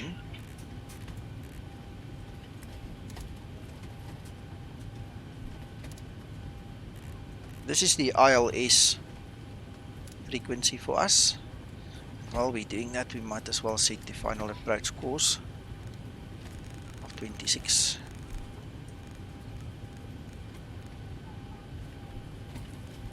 This is a very short flight, guys. I think from push to landing is something like 40 minutes. It's really, really short. So I don't mind setting up all of these things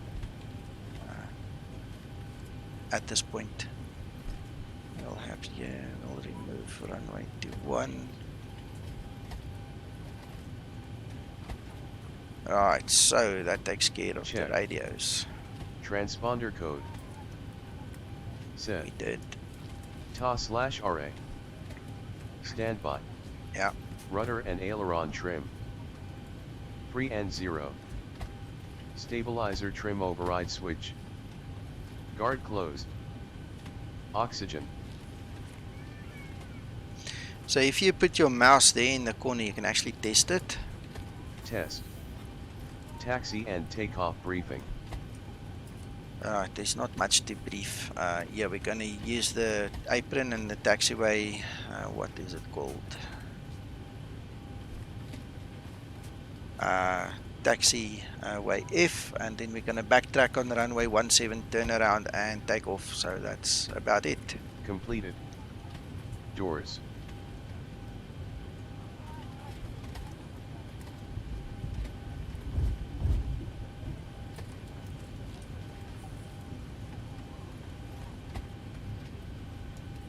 Close and check. Cancel ground handling services.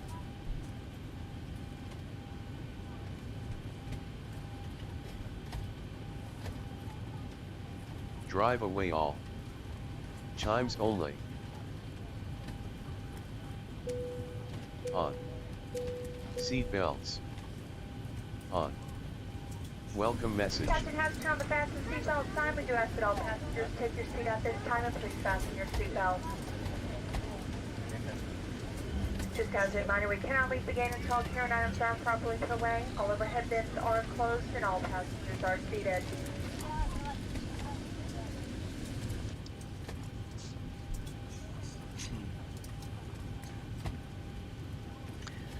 Right, okay, so now we do our welcome message. Check. Ladies and gentlemen, from the flight deck, welcome aboard our flight today. We're wrapping up the final paperwork here to get you on your way momentarily. I want to thank you so much for your company and business. We invite you to sit back, relax, and enjoy the ride. Again, welcome aboard. Thank you, Cloudy. There we go. Call better Next. pushback tug.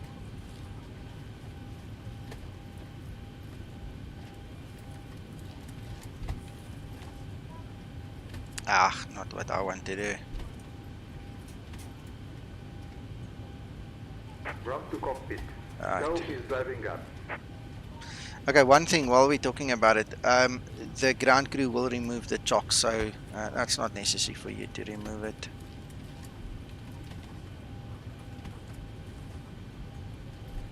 Thanks, David. I'll grab it now.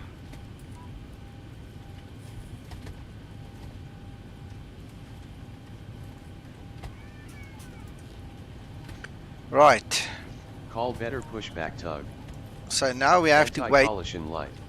Yeah, we have to wait until the tug is connected. Alright, then we're going to flick our anti-collision light.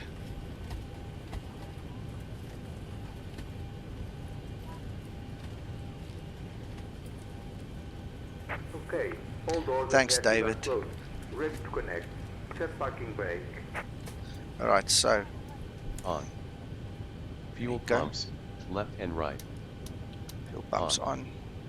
Center fuel pump, if it contains fuel. Nope. Flight attendants prepare for departure. Cross check. Keep that off.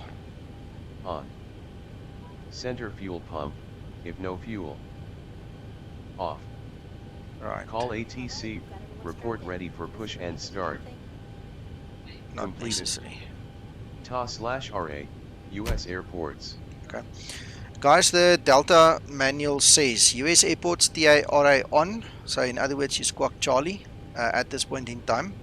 Our local guys with Mango Airlines that I fly with, they also do the same, and it's because of ground radar. If an airport has ground radar or whatever fancy word they try to sell you with, it means the same thing. It just means that they can track you on the ground.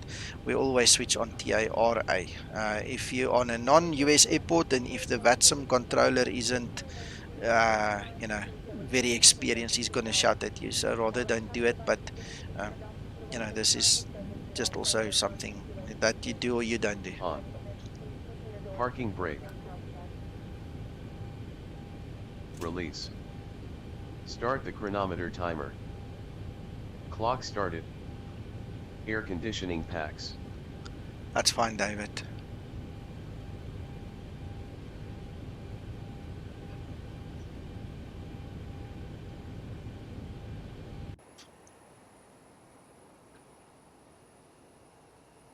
I see it lost the parking brake there. I should have left those. You see now it won't fit. Oh, it won't take. You need to get that hydraulics going.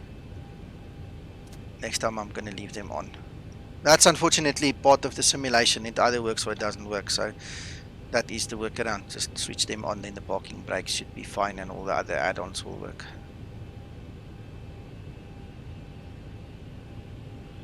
So are you now connecting? Yeah.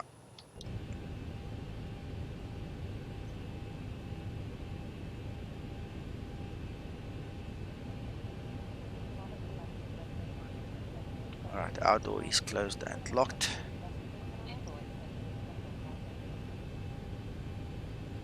So connected in bypass tuning circuit. Release parking brake. Starting pushback. You may start the engine. Thanks, buddy.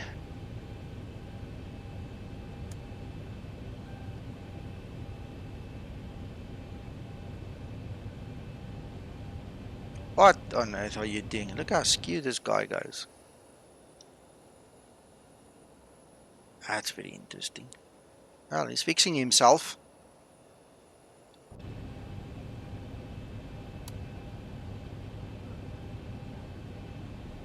Okay, now listen to this. David actually measures 25% N1 in this checklist. You'll see now. I'm going to do that. Engine 2 start switch. GRD. Wait for N2 to reach 25%. Okay, packs are not off, so it's not going to go anywhere. So you have to switch the packs off. Now it's going to climb.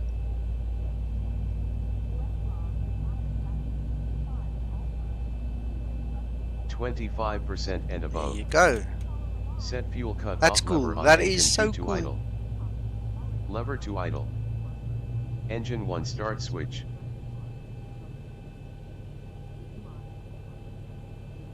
I'll wait for the click and then we'll do the next one. GRD. Wait for N2 to reach 25%.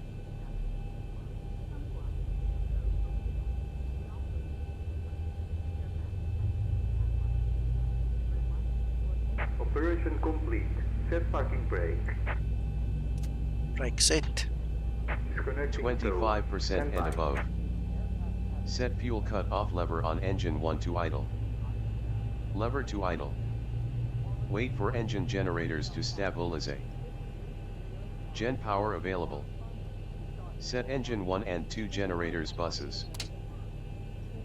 Alright, so they've both clicked back into place, so we can set the generator switches.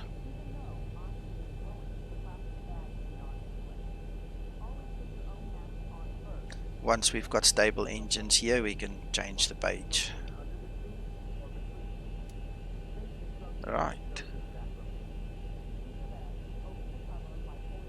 Thank you, John. That's all David's work. I was just the help.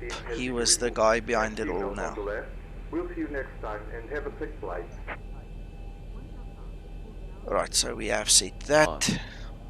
Engine start switches. Cont. Continuous. Parking brake. Set. Electric hydraulic pumps. On. Probe heat switches. I'm just waiting for the pin. Alright, thanks guy. See you next time. On. Probe heat switches on. APU bleed. Goes off. Air conditioning packs.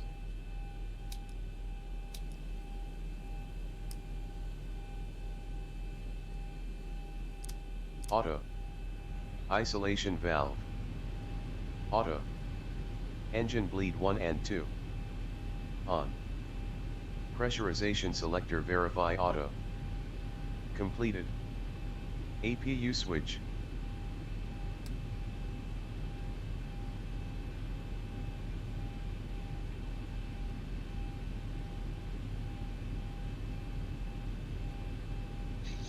Okay, David, does this also measure that the APU dies first before you continue, or can I just click it?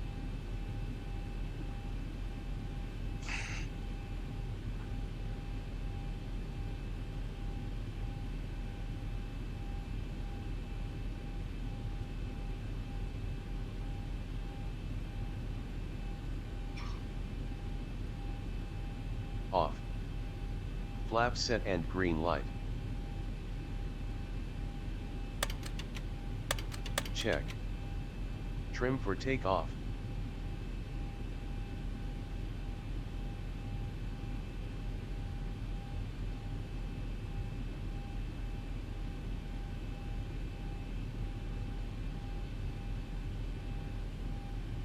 Check. MFD set to SYS.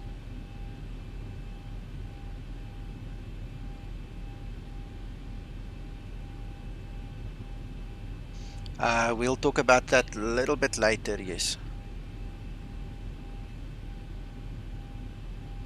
Checked. Flight controls. Full Okay, left. I didn't know, so I just went on, but thank you, I'll remember for the future. Alright, flight controls, full left. Checked. Full right.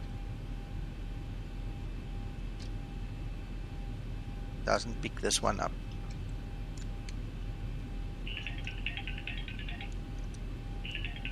One second, guys.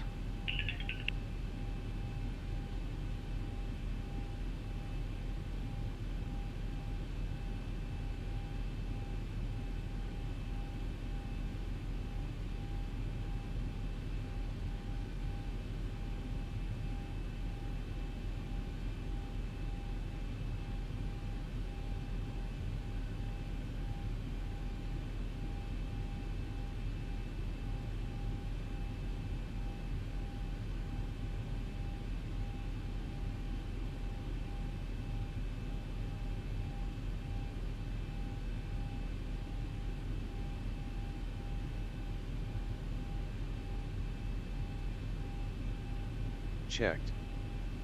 Full up. Checked. Full down. Checked. Left rudder. Checked. Right rudder. Checked. MFD clear SYS. Checked. Taxi lights. On. Runway turn off lights. As required. Report ready for taxi. Completed. Cockpit windows. Closed and locked. Cockpit door. Closed and locked. Anti-ice, above 10 degrees Celsius. Right, I'm back, guys. Off. Anti-ice, below 10 degrees Celsius. Off. Parking brakes. Released. After moving, brakes check. Checked. That's also something that it reads. It doesn't just say check because you step on it. It checks quite a bit of information. Alright, okay, this is the end of the checklist up to this point. I'm quickly going to download the new one and then we will continue using the new one. Let's get the C list going.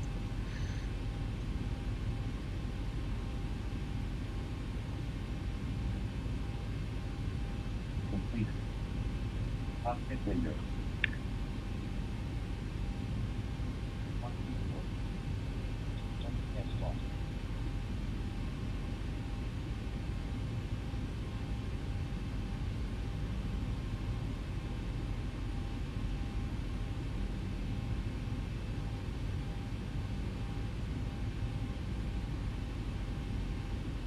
Probe heat switches. On. Wing light.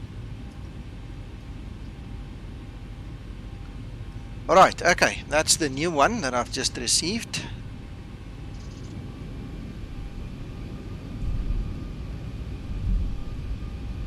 John, no need to apologize. Don't be too sensitive. We're all friends here. We are all excited to hear more about David's checklist. I think what we needed to have happen is David needed to come and tell us, but now he says his headset is not working all that well, so we'll see if we can get him on the air. It would have been lovely for him to actually tell us himself.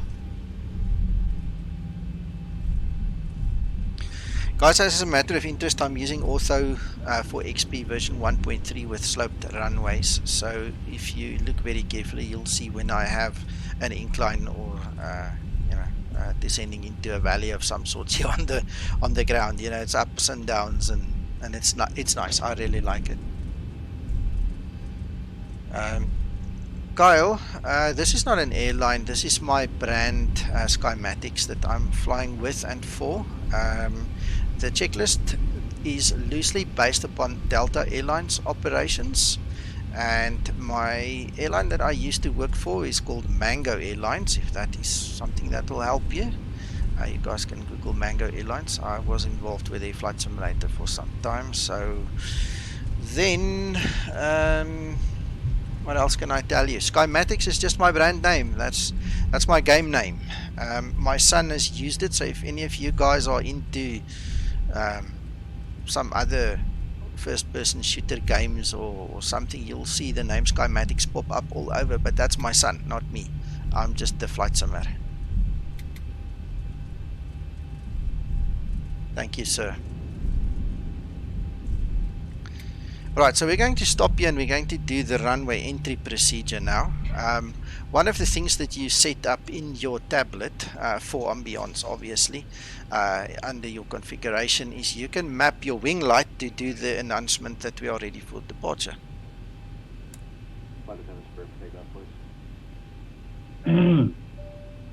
Hey, David, you're back. Okay, the cabin is secured. Have a good flight. Alright, so once that is done and we all feel the butterflies in the stomach building up, we can continue with our C list. On. Landing lights. On. Runway turn off lights.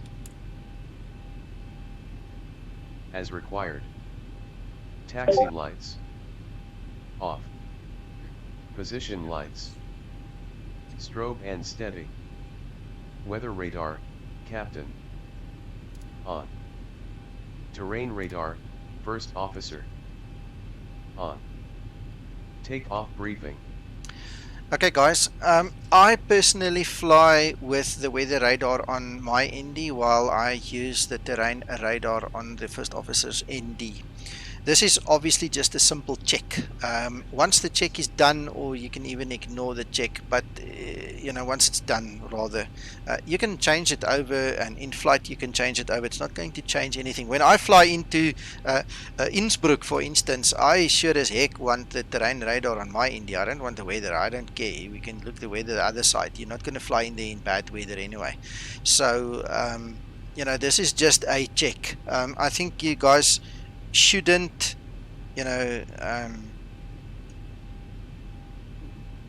be upset or unhappy when something isn't exactly as you know it. I mean, there's a lot of me in here because it's all based on my checklist, and David's now gone and done the code to my specifications, but in this instance, for instance, this is a simple example of just use common sense.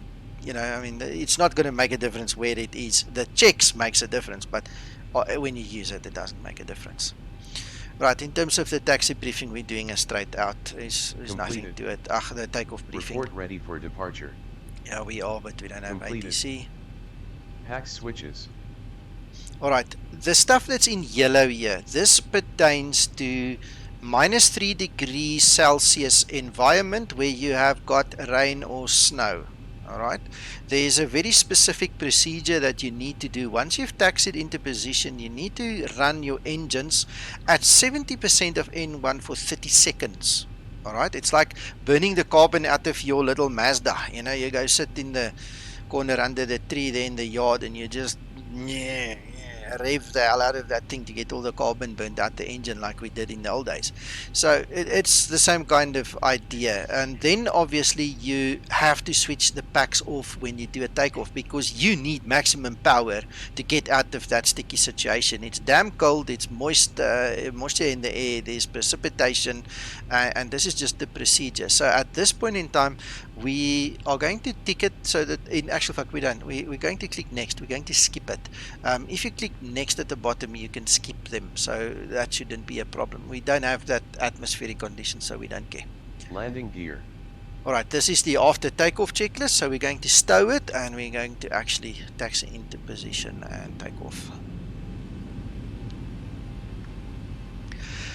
Guys, thank you for being here once again, and I hope you guys find value in this and that you can learn something and enjoy it with us. This is our passion and this is what we like sharing with you guys, so thank you and I hope you enjoy it.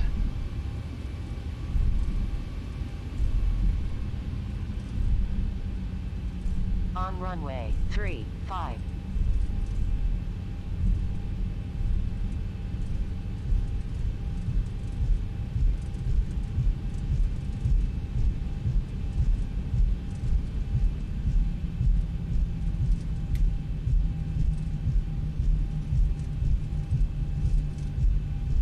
I can feel there's a bit of a breeze here. This is one thing I love about X-Plane. I mean, the interaction between the elements and the aircraft is just amazing. I mean, I've got to continuously kick a little bit of rudder here just to keep it centered. It's so cool.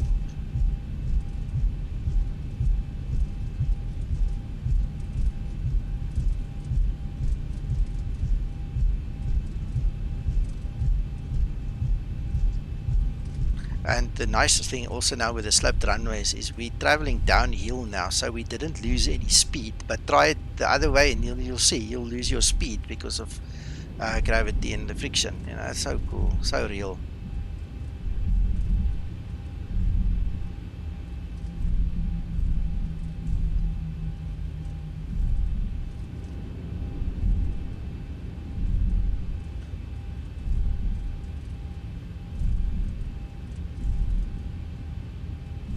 Approaching 17.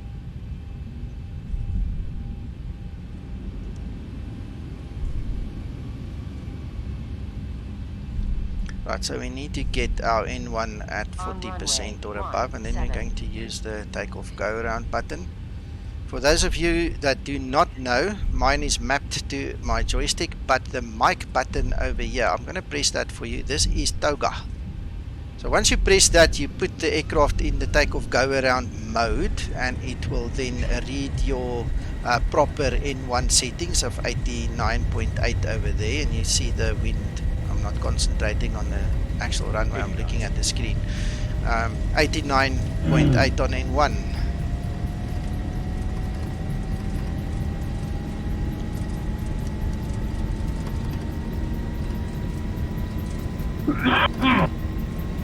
Davie, is jy okay?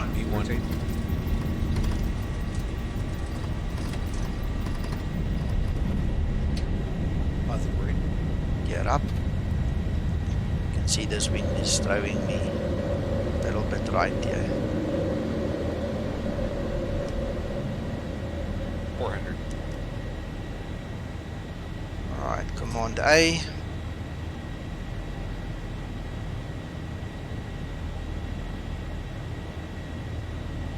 Crescendo, it's a pleasure, my friend. I really hope we can add value to all of your lives. Right, so let's get that checklist going. Autopilot, above 400 feet. It's engaged. Engaged. Auto brake. Off. Flaps. Mid process.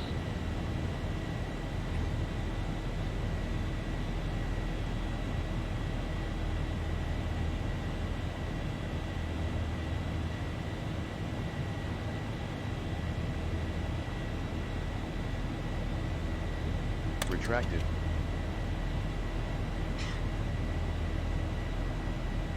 Altimeter, above transition altitude.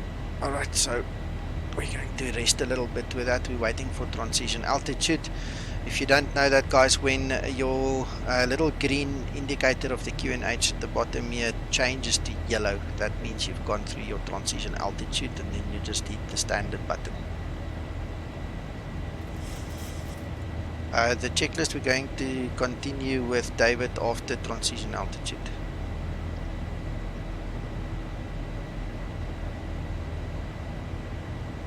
Alright, so there we've gone through transition altitude. We Standard go to set. standard, Passing 10,000 feet. and then we wait for 10,000 feet for the rest of the things.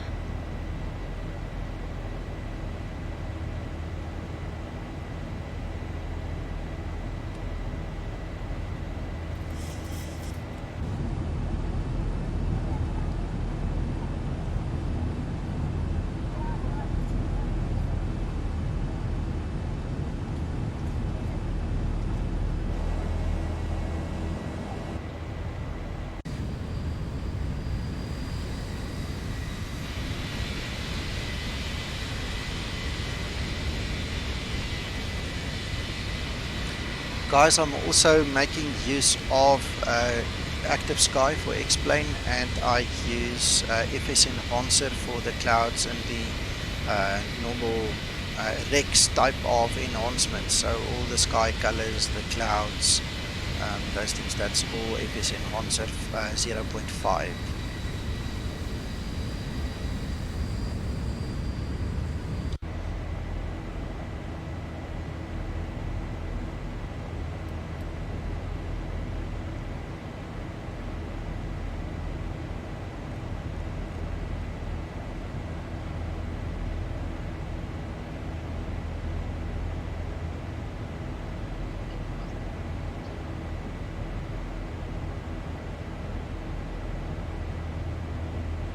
Altimeter, above transition altitude.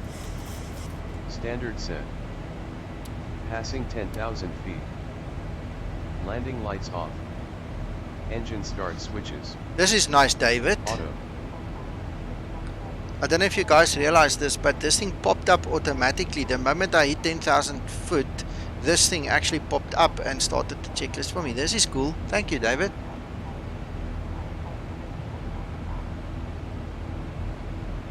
At cruise altitude, play level off speech. Okay, we'll leave it Altimeter, there. above transition Sorry. altitude.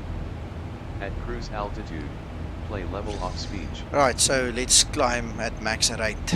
Show you guys what this bird can do. Check there. You're gonna see now. We were doing 3,700 foot. Look how it's climbing now. I think we measured it last night. We lost 5 to 6 nautical miles off the climb distance just by hitting that button once.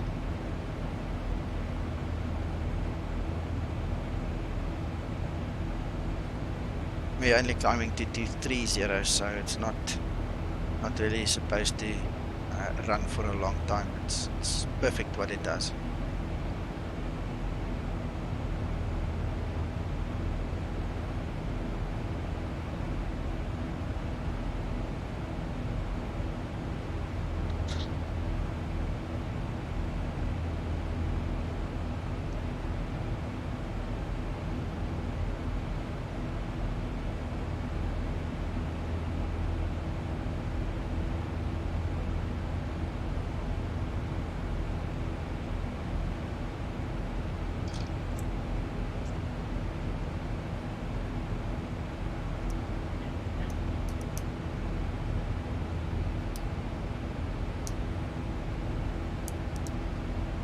Yes, John, I tell you, Enrico knows what he's doing, eh? That guy is super clever.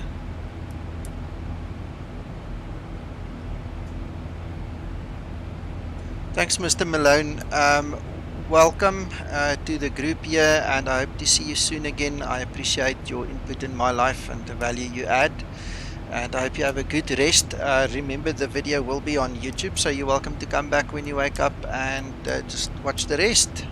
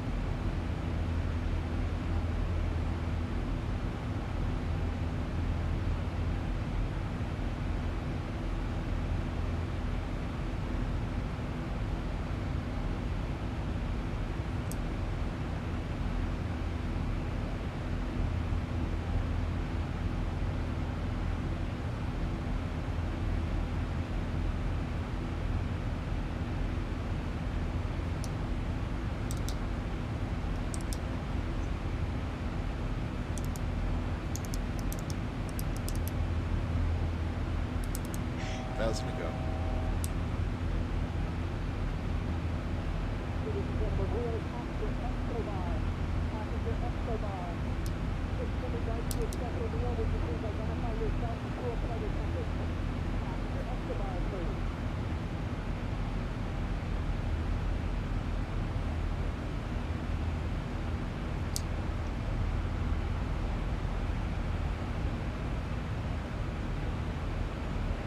Completed. Seat belts. Off/auto. Obtain landing information from ATC/ATIS/meter and navigational charts. Right, we're going to run that portion just now. Currently we have a top of descent in lots at 78 nautical miles. What I typically do is I start my preparation at about 100 nautical miles and then I just wait it out. This is a very short flight, and in fact I've extended it because I am going to fly past the airport now and then come back, just to buy myself a little bit of time. But this is a very short flight, so without further ado, what we are going to do, start with this checklist, otherwise we're going to run out of time. So first things first, let's grab our METAR there. This is a function of Active Sky for XP, if you guys are wondering, so we're just going to listen quick. Lima, Papa, Tango, airport information, November 1000, Zulu, weather, wind, 052, at 5, visibility, 10,000, sky clear, temperature, 12, dew point, 10, QNH, 1030, advise on initial contact, you have information, November.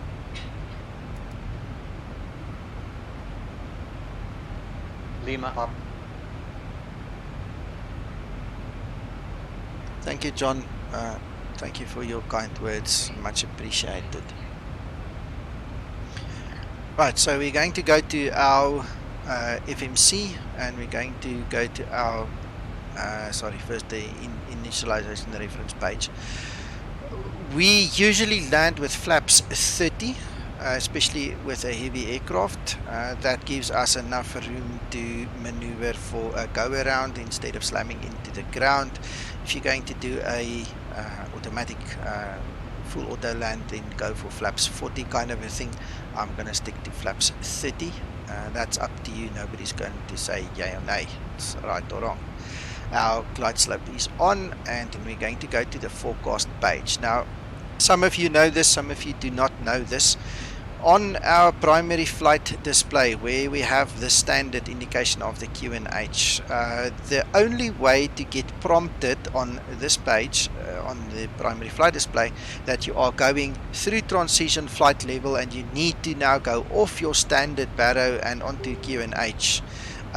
The only way that the aircraft will know when to tell you properly is if you set this value. You need to go to your destination forecast page and you need to set the flight level for the transition level. So it's 040 in Portugal, and we're going to do that. Yeah, David, you need sleep, my friend, you need sleep. Then what I want to show you guys quickly is also in my hangar. I've got this little calculator that I created. Alright, this is to calculate your ISA deviation. Alright, so if you enter the airport elevation and the current temperature, we see the deviation is -3, and we can actually then enter -3. Alright, the QNH currently is 1030. Ah, sorry, I forgot. Can you believe that? That needs to be / 1030. Alright.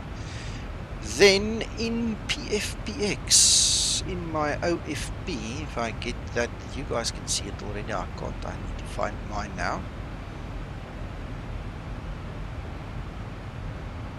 It actually gives us a certain wind value. So we're going to use flight level 190. Going to use 140, and we're going to use 090. Right, then we can enter to 1827.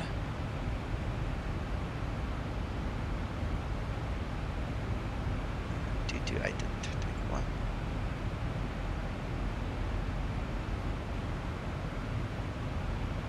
And 241 at 16.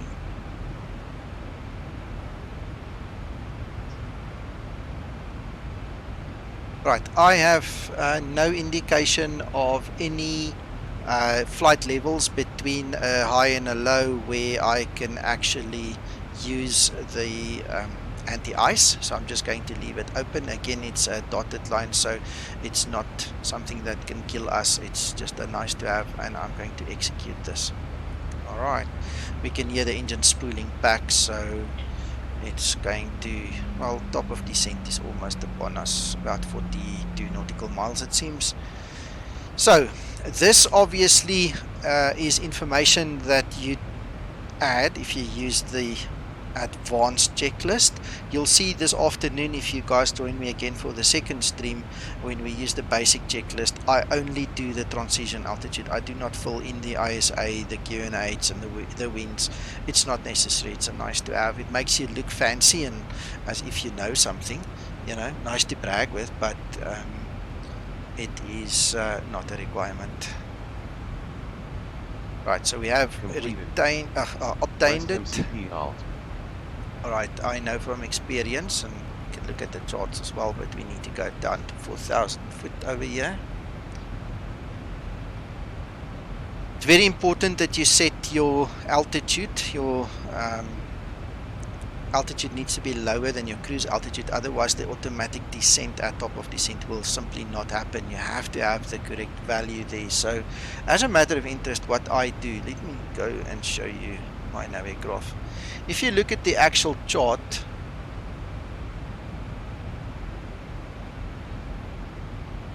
you will see here your interception altitude for your ILS is 4,000 foot, and you need to be at 4,000 at PSX. So that's the best description I can give you, and that's where you see I use 4,000 foot. So I know, and the Zibo knows, that it needs to be at 4,000 foot for that specific place. We can go into nitty-gritties and start changing the legs pages and all, but I bet if we actually go look, Nesek will be at 4,000 anyway if it is in here.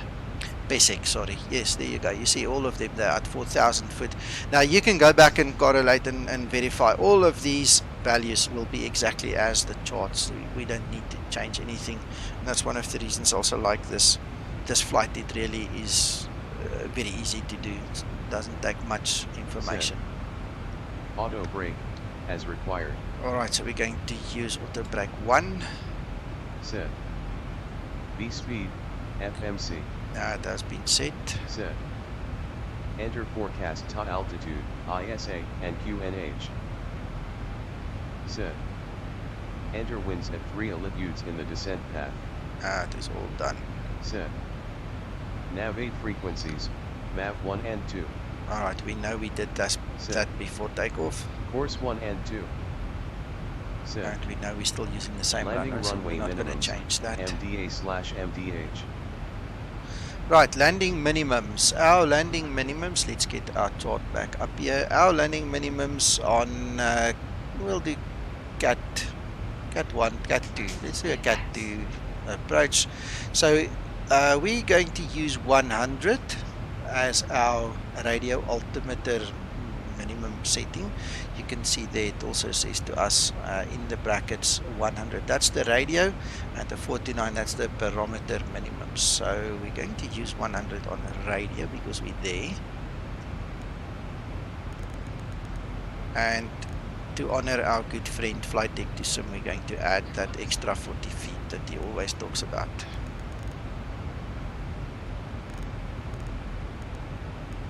There you go. Right, then the last thing, Set. not the last thing, I'm talking nonsense. Altimeter, set standby QNH for destination. Standby QNH is 1030. Now we need to zoom in again, that is so small. 1030, so you guys can see it's already in standby mode. So once that turns yellow because of the forecast page that we set, we can simply hit the standard button. It will switch over to 1030. Thank you very much. Set. Standby altimeter, set Okay. QNH for destination. Well, it is already at 1030. Set. Just before T/D, report ready for descent. Alright, that's for ATC, not for Completed. us. Seat belts. We'll do the seat Obtain belts. landing information from ATC/ATIS/meter and navigational We'll do seat chart. belts just now. After starting descent, play descent speech. Sorry, I'm ringing back now.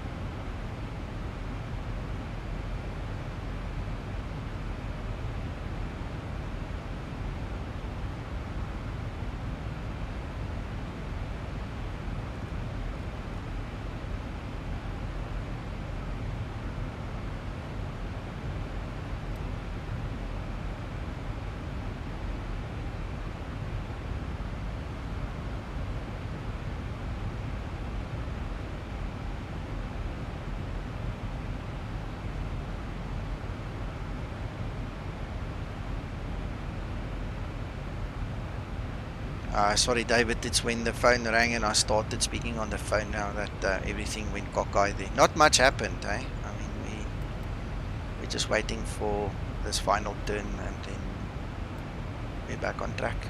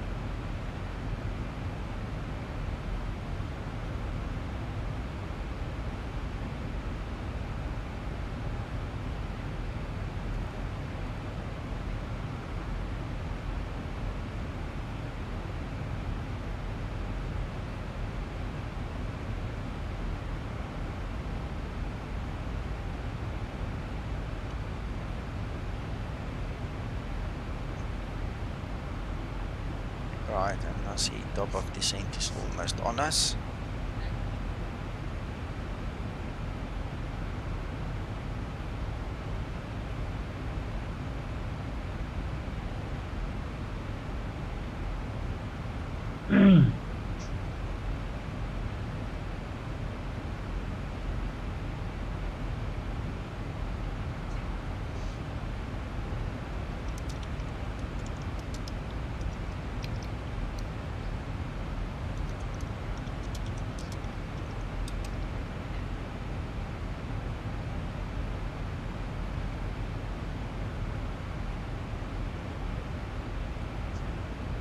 Excellent, Liam. Good stuff.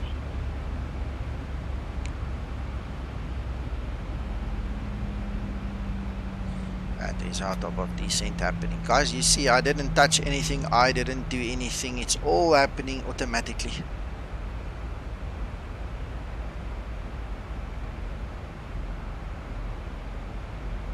Yeah, Nico, I can hear you. I'm busy watching your... Okay, 100%.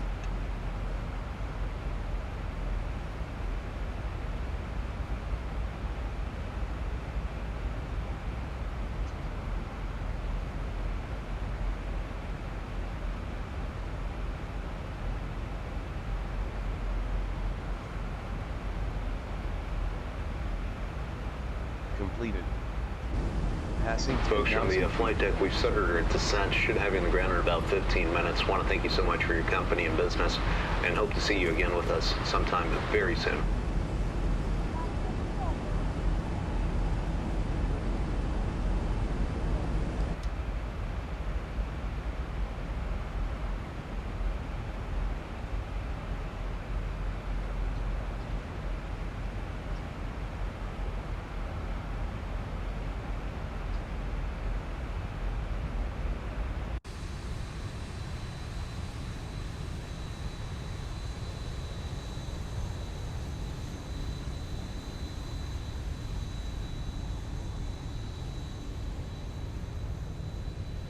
This is like the second or third time since November that I've flown this route where we didn't have complete cloud cover. It is so amazing to actually see the ground here. We've had some weird weather here, my goodness.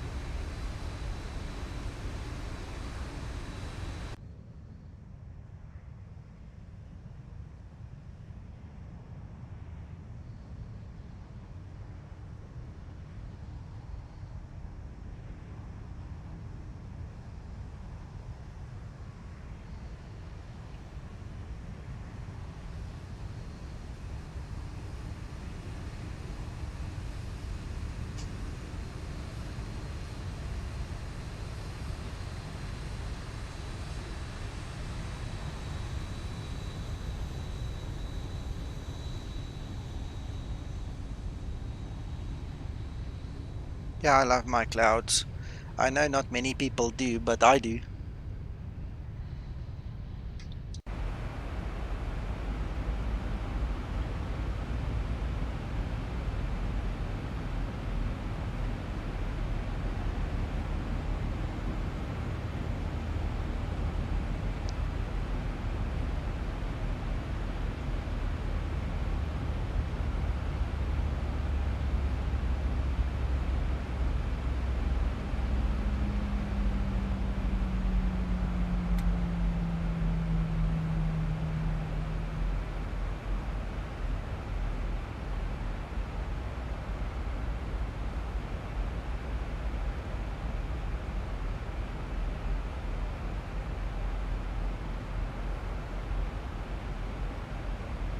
John, people have got very vastly different opinions, and I don't know.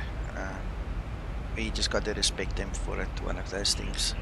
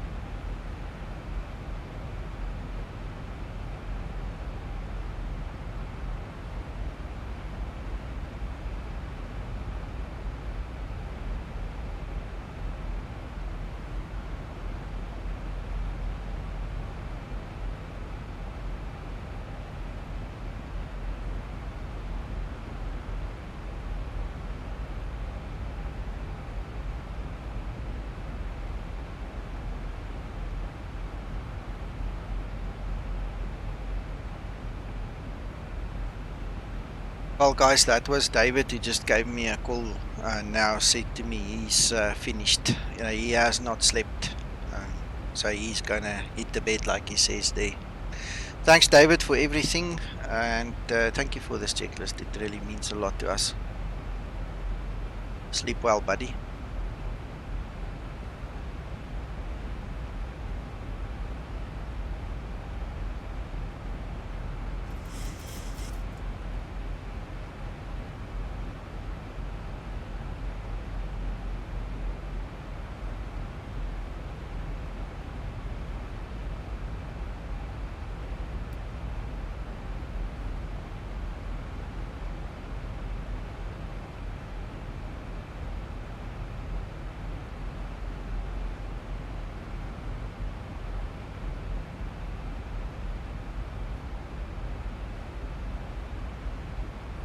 Well, guys, that obviously means that we're not going to give you a sneak peek at his training version of this checklist, but the little bit that I've seen and I've spoken with him, It is way more advanced than this one, and it's specifically aimed at teaching people. And this is one of the reasons he was talking about putting pictures, somewhere in a file or something that can accompany the checklist, so that you can actually see what the thing looks like that you're looking for. Like me getting confused there once or twice because I wasn't concentrating, and I think it's going to help a lot of people learn how to fly this aircraft from nothing to expert. In, like he said, it took him about a month to learn the aircraft. He's not new to flight simulation, but I only introduced him to the Zibo about a month ago. So within a month, he's really enjoying himself, and this is what he wants to give back to other people, that everybody can learn and experience the nice Zibo.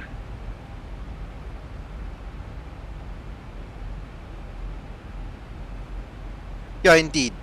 It's not something that you're going to use in every flight, or at least after a while you're going to discard it. But that's for the next generation then. I think most of everybody that I personally know, who flies the Zibo, we all get to a certain stage of proficiency, and then it's like we just want the basic checklist. Also, if I do a normal stream, I know that the light bulb that is supposed to be off is off. There's certain things that you have to do, and that's why it's in the basic checklist, but there's certain things that you can really skip because it's a nice learning tool, but it doesn't have any bearing on the simulation. So that's where the basic one comes into, and that's also the one we're going to use later. Yes, we are. Our group alone is more than 4,100 people already, so it's growing daily.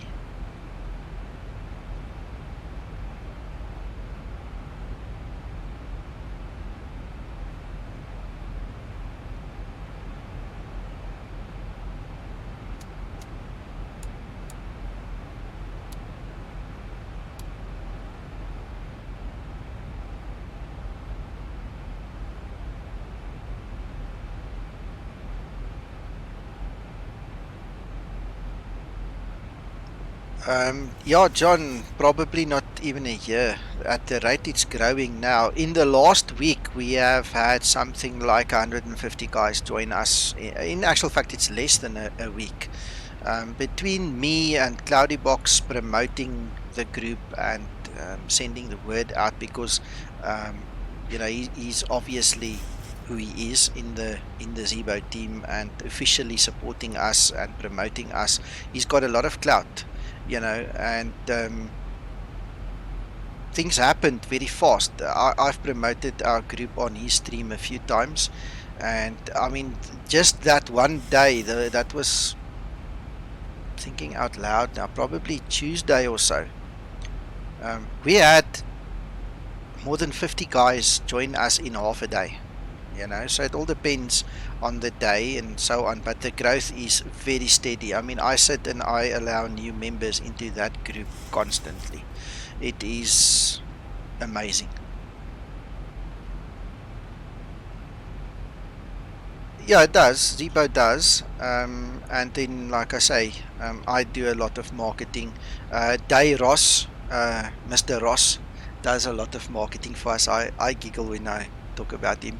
Sorry, Ross, but you're the guy. I've laughed and I've watched you talk about the group all over. Cody Bancroft is another guy, if I can use his name, Kev Townsend.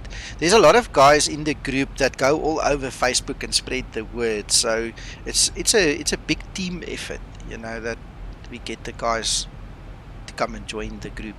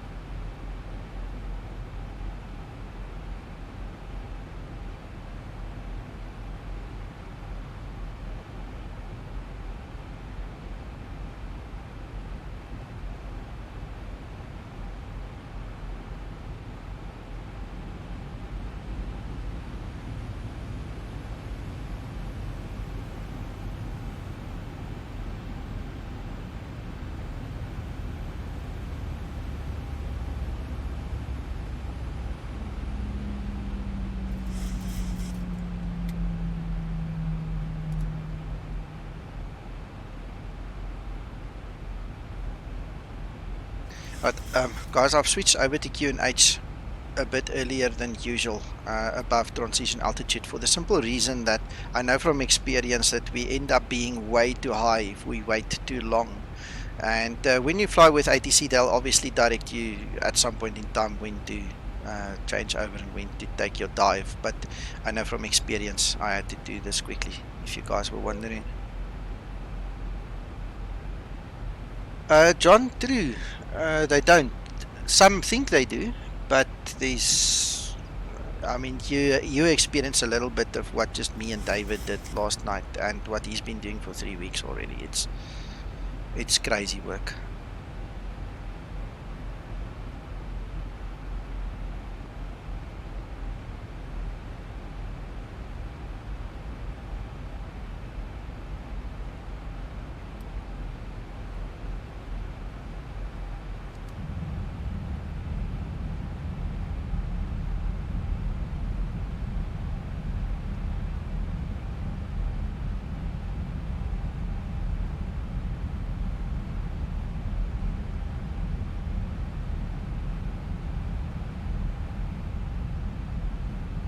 Check.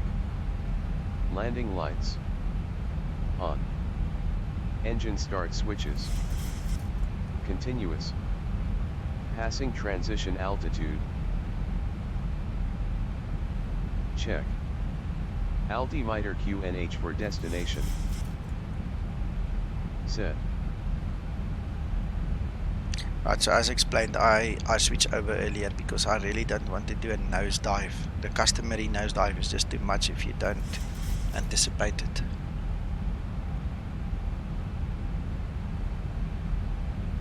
Lieutenant Spur for landing, please.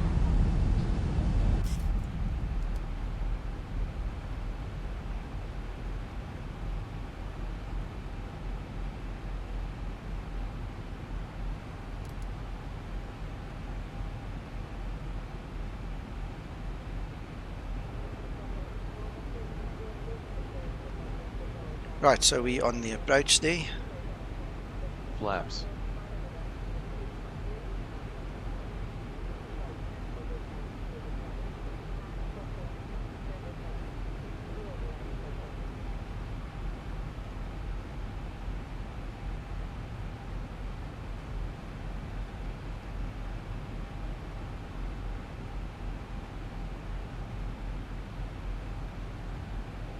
Right, so as a matter of interest, I've just drawn the green circle at 10 nautical miles so that I don't forget to start using the flaps there. What you can also do is you can see there is a deceleration point there. You can also start pulling flaps over there, but that's the latest at that green circle.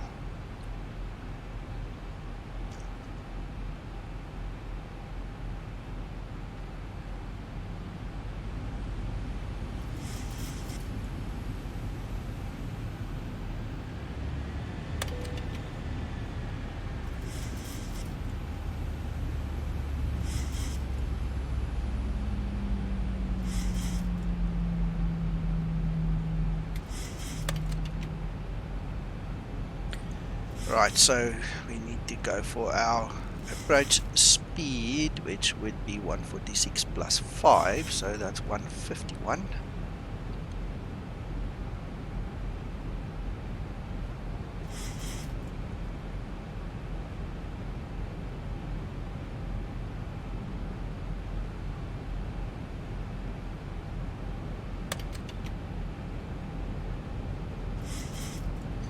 David's a clever guy. He's got a tremendous intelligence on him, and like he told you last night, he's a programmer for 20 odd years now, so for him to pick up these things is way easier than for me to pick it up.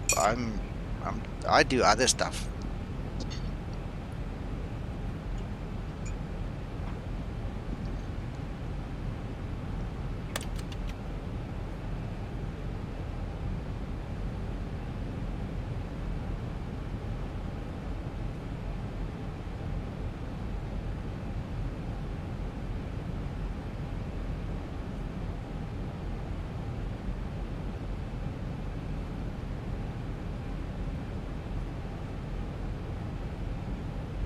Right, so I have the runway in sight, so we might as well drop the gear now.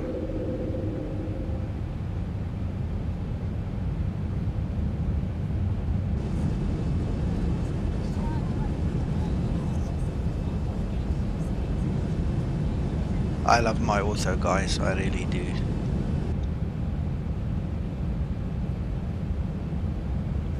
Flaps 15.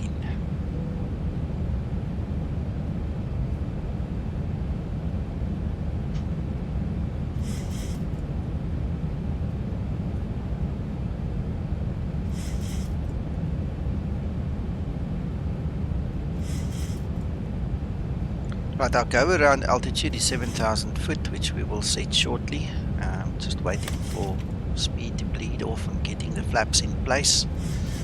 As you can see, we've got a nasty wind there, literally from, what's that, 4 o'clock about, 3 to 4, so it's moving a little bit, making life interesting.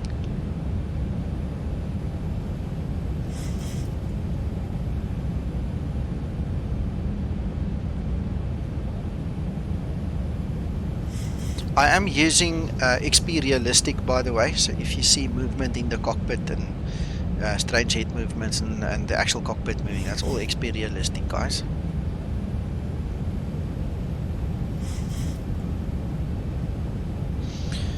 Landing. Alright. Brakes. 1,000 feet, stabilize, Mr. Burch, altitude 7. Landing gear. Down. 3 green. Runway turn off lights. As required. Anti-ice. 0-3. As required. Play the prepare landing speech. We have actually done that, but we can do that again. Report on the localizer/finals. Right, so this wind is playing a little bit of havoc with us, and this is the point where you need to decide, are you going to trust the computer to continue or are you going to take over? So we'll give it a shot, see what happens. We're going to take over anyway very shortly. 400.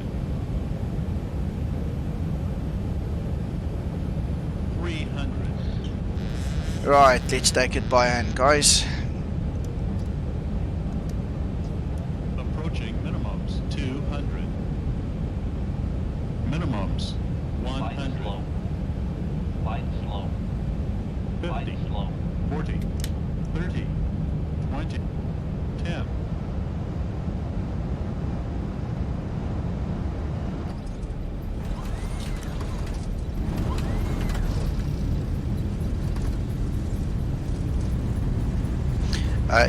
Indeed, but if you look at the winds, that wind is not nice, eh?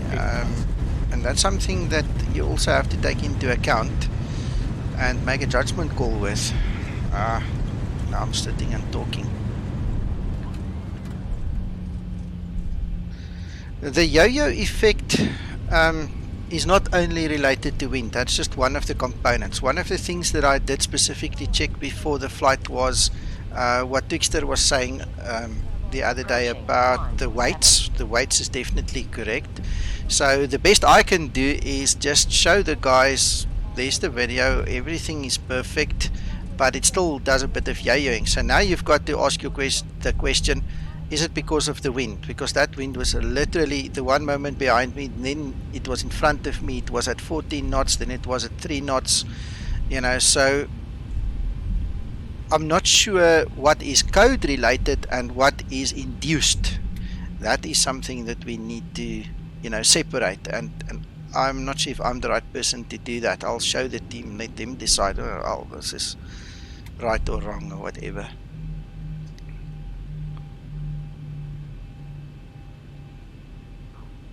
Well, yeah, you have to make it sweet. You can't expect the computer to do everything for you. The aircraft's not driving on rails, it actually is flying, and you've got X, Y, Z, and I can't even remember all these other forces that's working into this thing. It's a 3-dimensional object flying through the sky. It's not on rails, so yeah, that's when you take over and do what you have to do. Speed brakes. Alright, speed brakes, they are down. Down. Auto brake. Off. Off. Flaps. We can retract the Retracted. flaps. Report runway vacated.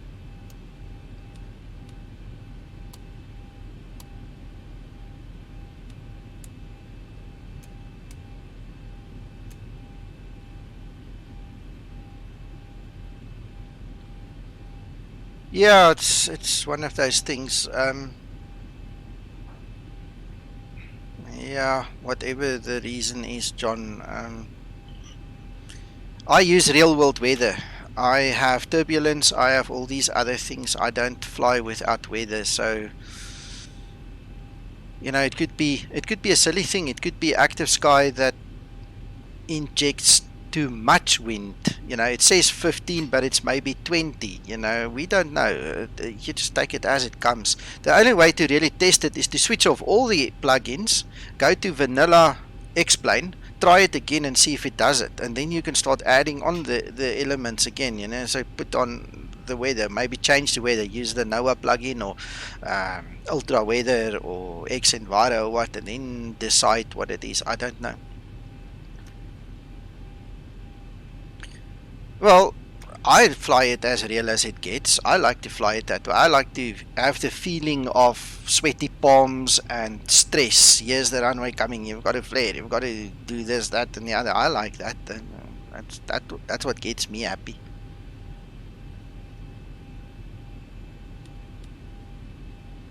Completed. Obtain taxi instructions. Exactly. Completed. Weather and terrain radar. I cannot think of anything more boring than having an aircraft that rides on rails. Landing lights. Off. Taxi and runway turn off lights. As required. Taxi lights. On. APU. APU started. Engine start switches. Auto. Position lights. Steady. Probe heat switches. Off. Anti-ice wings. Check off. Anti-ice engines. Check off. Transponder, US airport. Yeah, we're going to skip that. It's not necessary. Taxi and runway turn off lights. I can virtually guarantee you that there's ground radar here, so we're going to leave that transponder squawking Charlie. Let us go find a parking spot and do some reviews. Let's do some replays.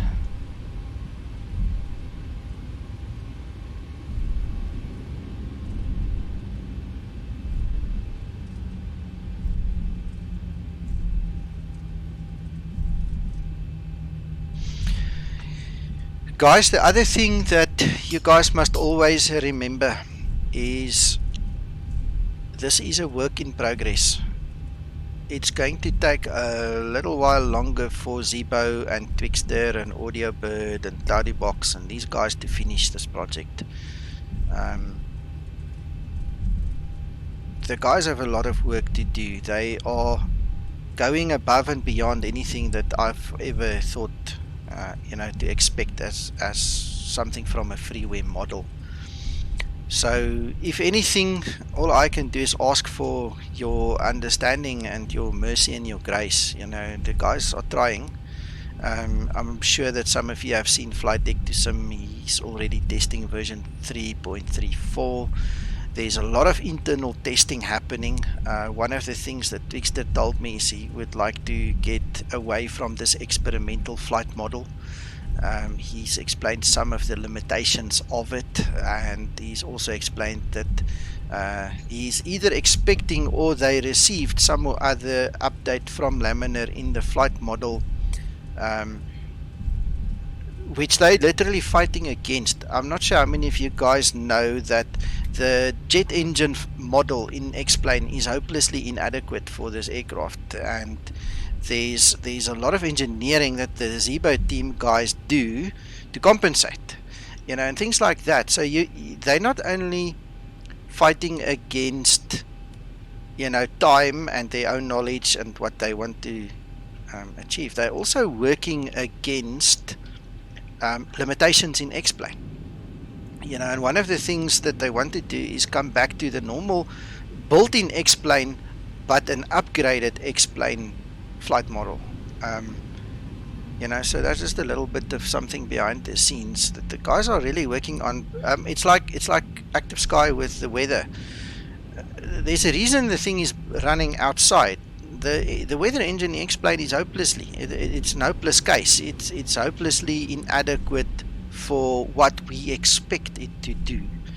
I've said this many times, and if Austin is on the stream, and he's willing to actually talk to us, you know, on the fly here, I can virtually guarantee you 2 or 3 years ago, when they were all sitting there around the boardroom table dreaming of the next 3 years, they never ever dreamt of the sudden explosion that happened in the X-plane community. I mean, it literally exploded all of a sudden. It all of a sudden grew. I think they were caught off guard. They obviously had massive dreams, and they still have massive dreams. But in reality, I actually think they've been surprised with some of the developments that has happened. That's just my opinion. Edwin, my pleasure, buddy.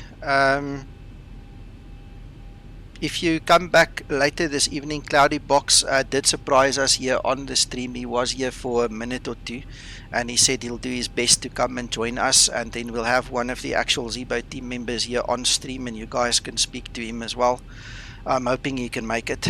That will be marvelous, I think, for you guys as well, to actually speak to a team member. Let's see what happens, but until then, let's do a replay. Let's quickly see what happened here, what didn't happen. Let's just get all these lights back on and make it look nice.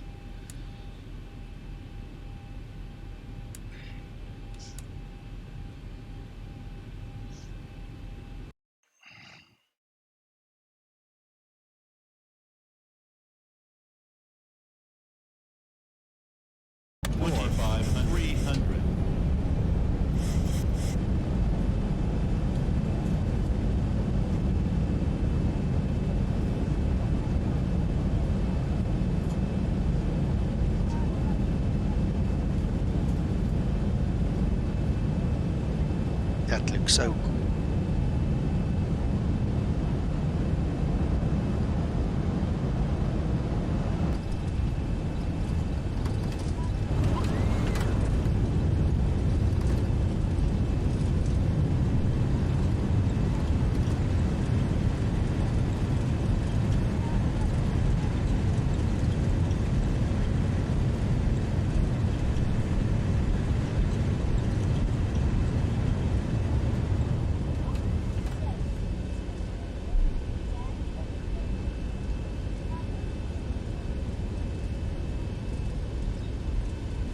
Man, that's just amazing. What can I say? Wow.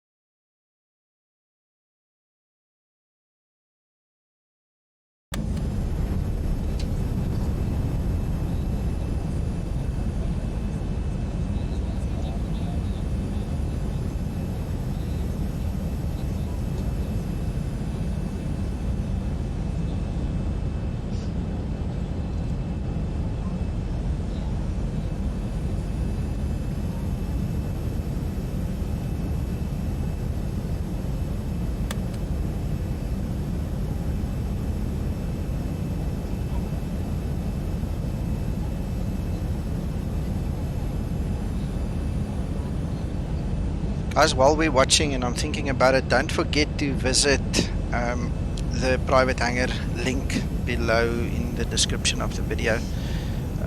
We will publish the seat list later on. David obviously went to bed now. He said he just can't make it anymore. He's been awake almost 24 hours to finish the last 3 weeks work of this checklist. So I'll see. The moment I can, I'm going to drop it in there, and I'll notify you guys on the Zibo community group as well that it is now available. then you guys can go play with it. In the interim, the PDFs are there already, so please feel free to download, and if there's anything else that you guys really like, it's there for you, so please feel free to download and use it. All the information is free.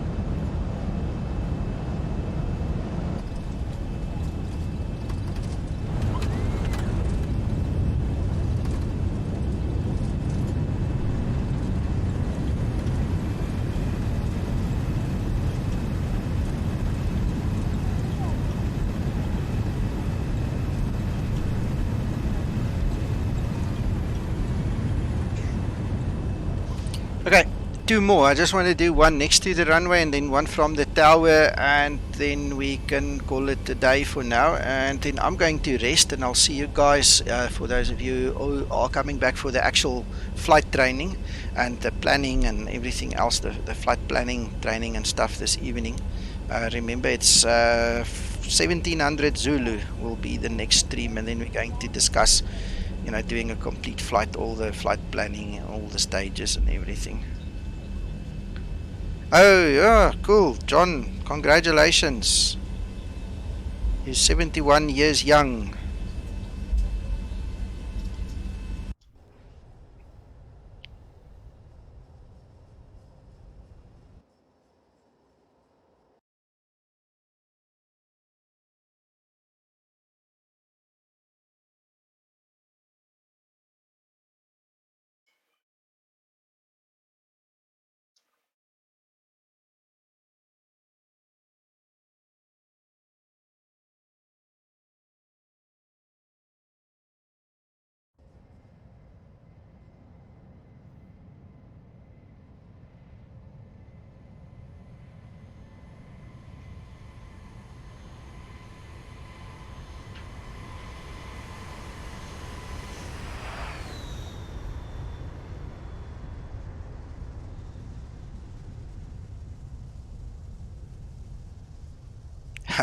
Now you can see why I went skew.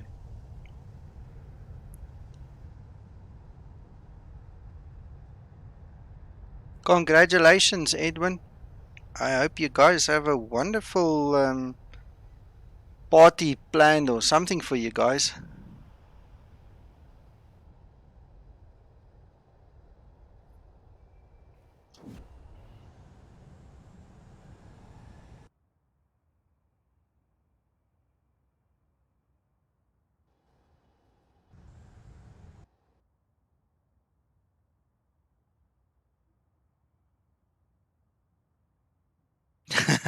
Flying Zibo. Well, I don't think that's bad. I would have probably done the same. I'm probably going to fly it Monday anyway. There's not many days that go by that I don't fly this plane.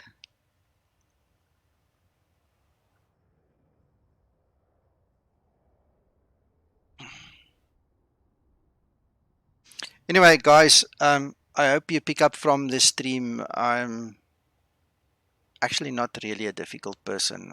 I enjoy myself. I can relax sometimes as well. And I'm happy-go-lucky sometimes. And, so if you ever see me be nasty, there's probably a good reason for it. I'm not really a nasty person. And I'm not too serious either. I get serious about certain things. But this is my safe spot, my place where I come and relax. I just put up a flight and I go fly somewhere and I figure something out and all those kind of things. Yeah, absolutely.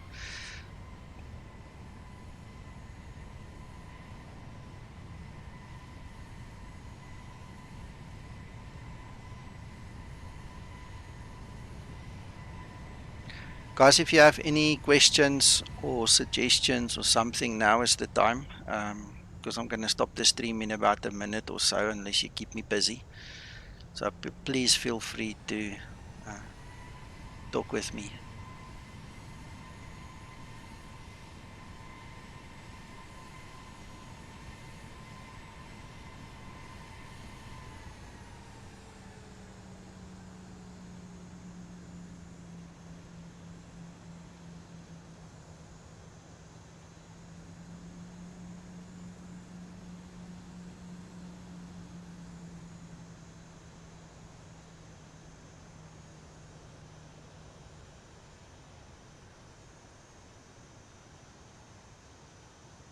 The scenery is for free, by the way. This is not the payware Lisbon. It's all on the org, both the airports. So you can just search LPPR and LPPT. It didn't cost me a cent. Somewhere on my YouTube channel, I did a comparison between P3D and X-Plane, and I said in the video, I think it cost me about $200 to do the same flight in P3D as opposed to zero money in X-Plane. And I think we worked it out afterwards when somebody actually queried the value, and we came to about $500 in doing the same flight with add-on sceneries, with the weather engines, with all the add-ons that's in my P3D. The cost to do this flight was $500 to get it on the same level as what it literally cost me, just the cost of X-Plane, the actual simulator. The rest is all free. And that was kind of amazing. So if you guys ever have a need to kill some time, go through the videos there. There's a couple of nice things on my channel and some of the tutorials. I'm not sure if you guys have seen that Volko uses one of my tutorials for the tablet as well, and a couple of things. Edwin, thanks. Nice to have you here.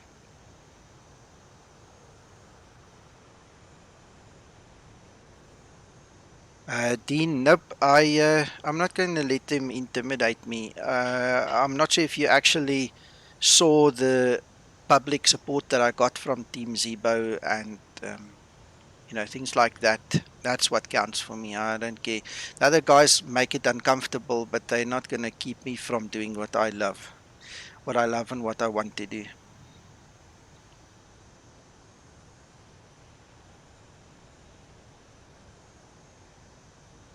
Bye, Edwin, and everybody else.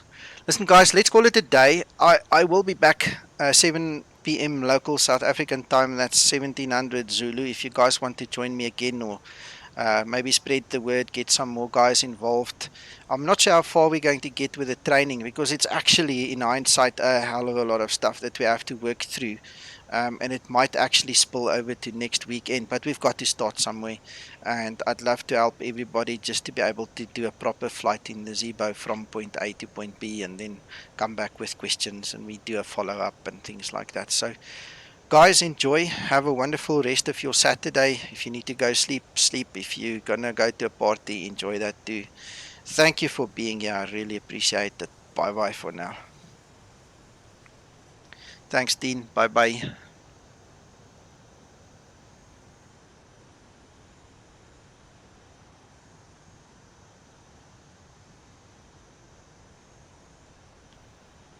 Kevin, okay, I'll hang around quickly. Also, there was something else. Somebody else asked me another question, and I said we must do that afterwards. That was the Fahrenheit and Celsius. Okay, so let's get back. Let's quickly attend to these things. Kevin, give me a second. I'm going to show you exactly how to do that.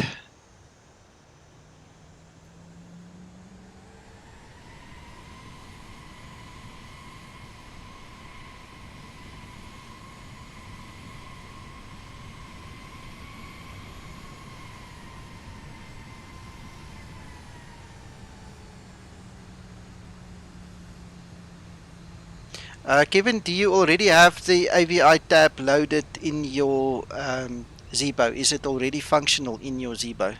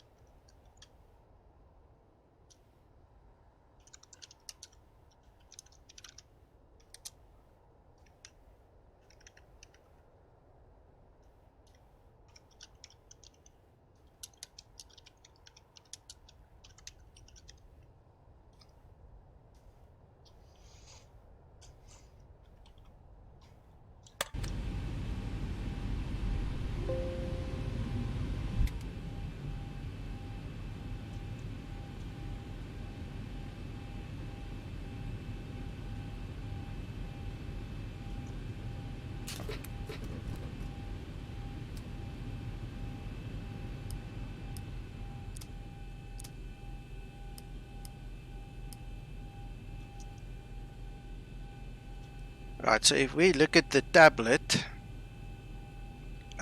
if you go to charts, let me just see if you can hear me. Yeah, okay. If you go to charts, you can simply drop any PDF document, whether it's a chart or a checklist or anything. You just drop it in here. The moment you click on it, it's going to open it because this is a PDF reader.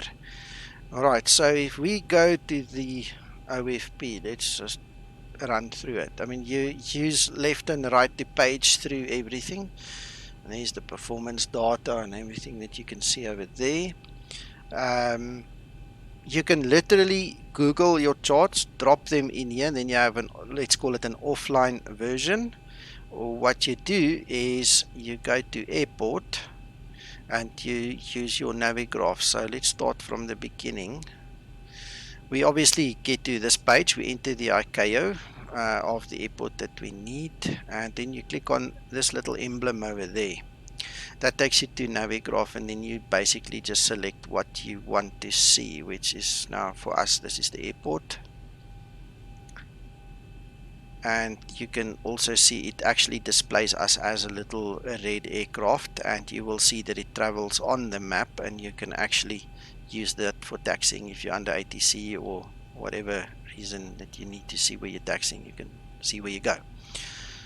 So that is the gist of it. The videos that I've just shown you is how to install the tablet plug-in, and then also how to integrate the Navigraph. If you go to the AVI tab installation, well, let's start over.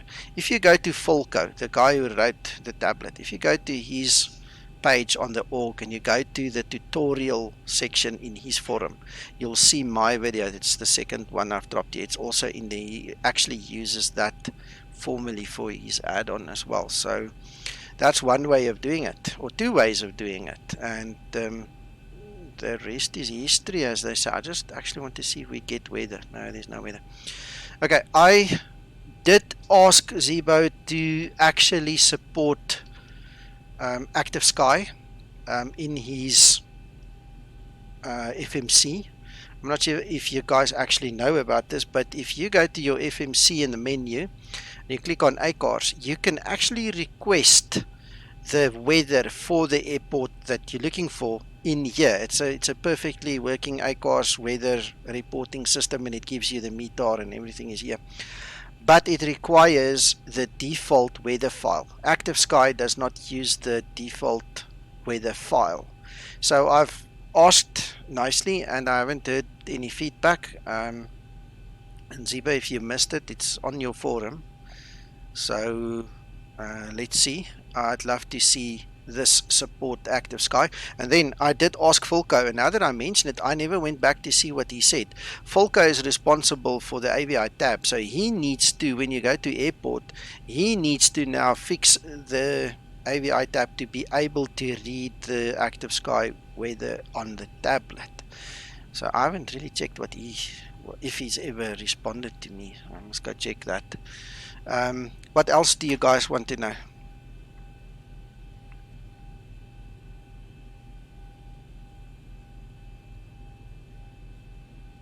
Celsius and Fahrenheit. Let's have a look, see.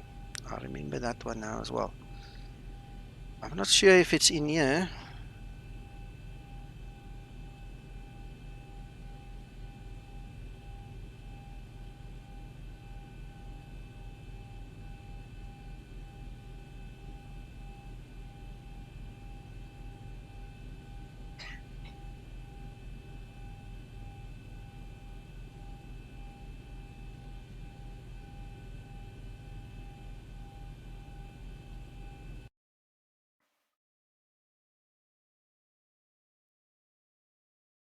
I'm obviously now searching with you guys. I have absolutely no idea if it's going to be in one of these settings or where that Celsius and Fahrenheit thing is set.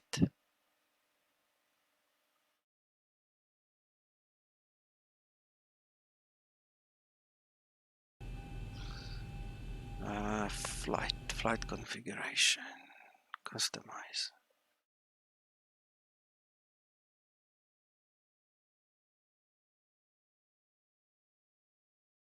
Ah, here we go. There, you set it US customary or metric. Obviously, metric is now going to be kilograms and Celsius. I think that's where you set it. Let's quickly change it, because that changes it to pounds. I would not be surprised if that's one of the places, if not more. So let's go to weather. There's not really anything we can set here.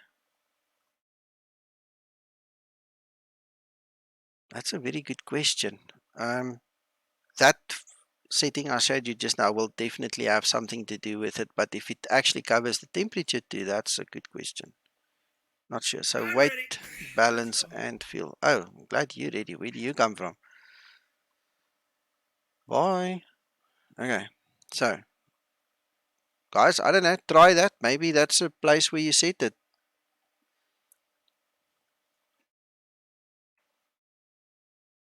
Otherwise, we'll have to talk to Auntie Google. I'm pretty sure she'll tell us. Somebody must have figured it out. Let's see if we can quickly do that as well.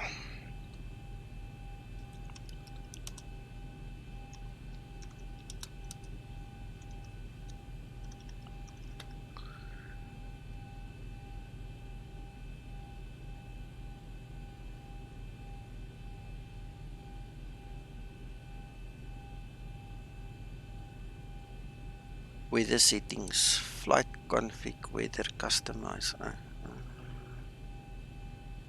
Means we were close. Weather customize.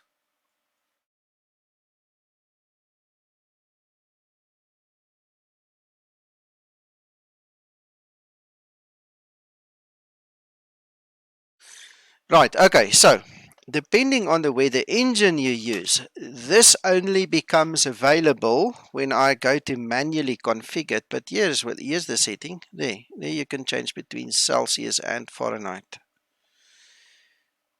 So one place. I'm obviously using the. Well, let's just check match real world weather. You see, you can also not change it here. And then I obviously use the custom meter. This is. Well, now I've messed it up, obviously. Let's just put it back on manually configured, and then Active Sky can overwrite what it needs to do, and the squad changes. So that's off the top of my head what I could come up with right now.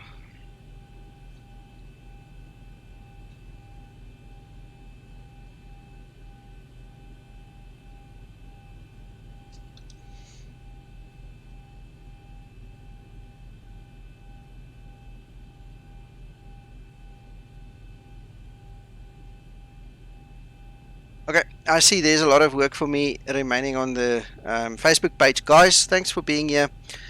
I need to run. We'll talk again later. If you've got any other questions, please put them on Facebook, messenger me, or meet me tonight on the stream again, and then we discuss it further.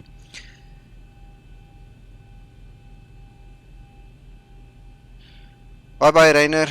We'll talk soon. Cheers, guys.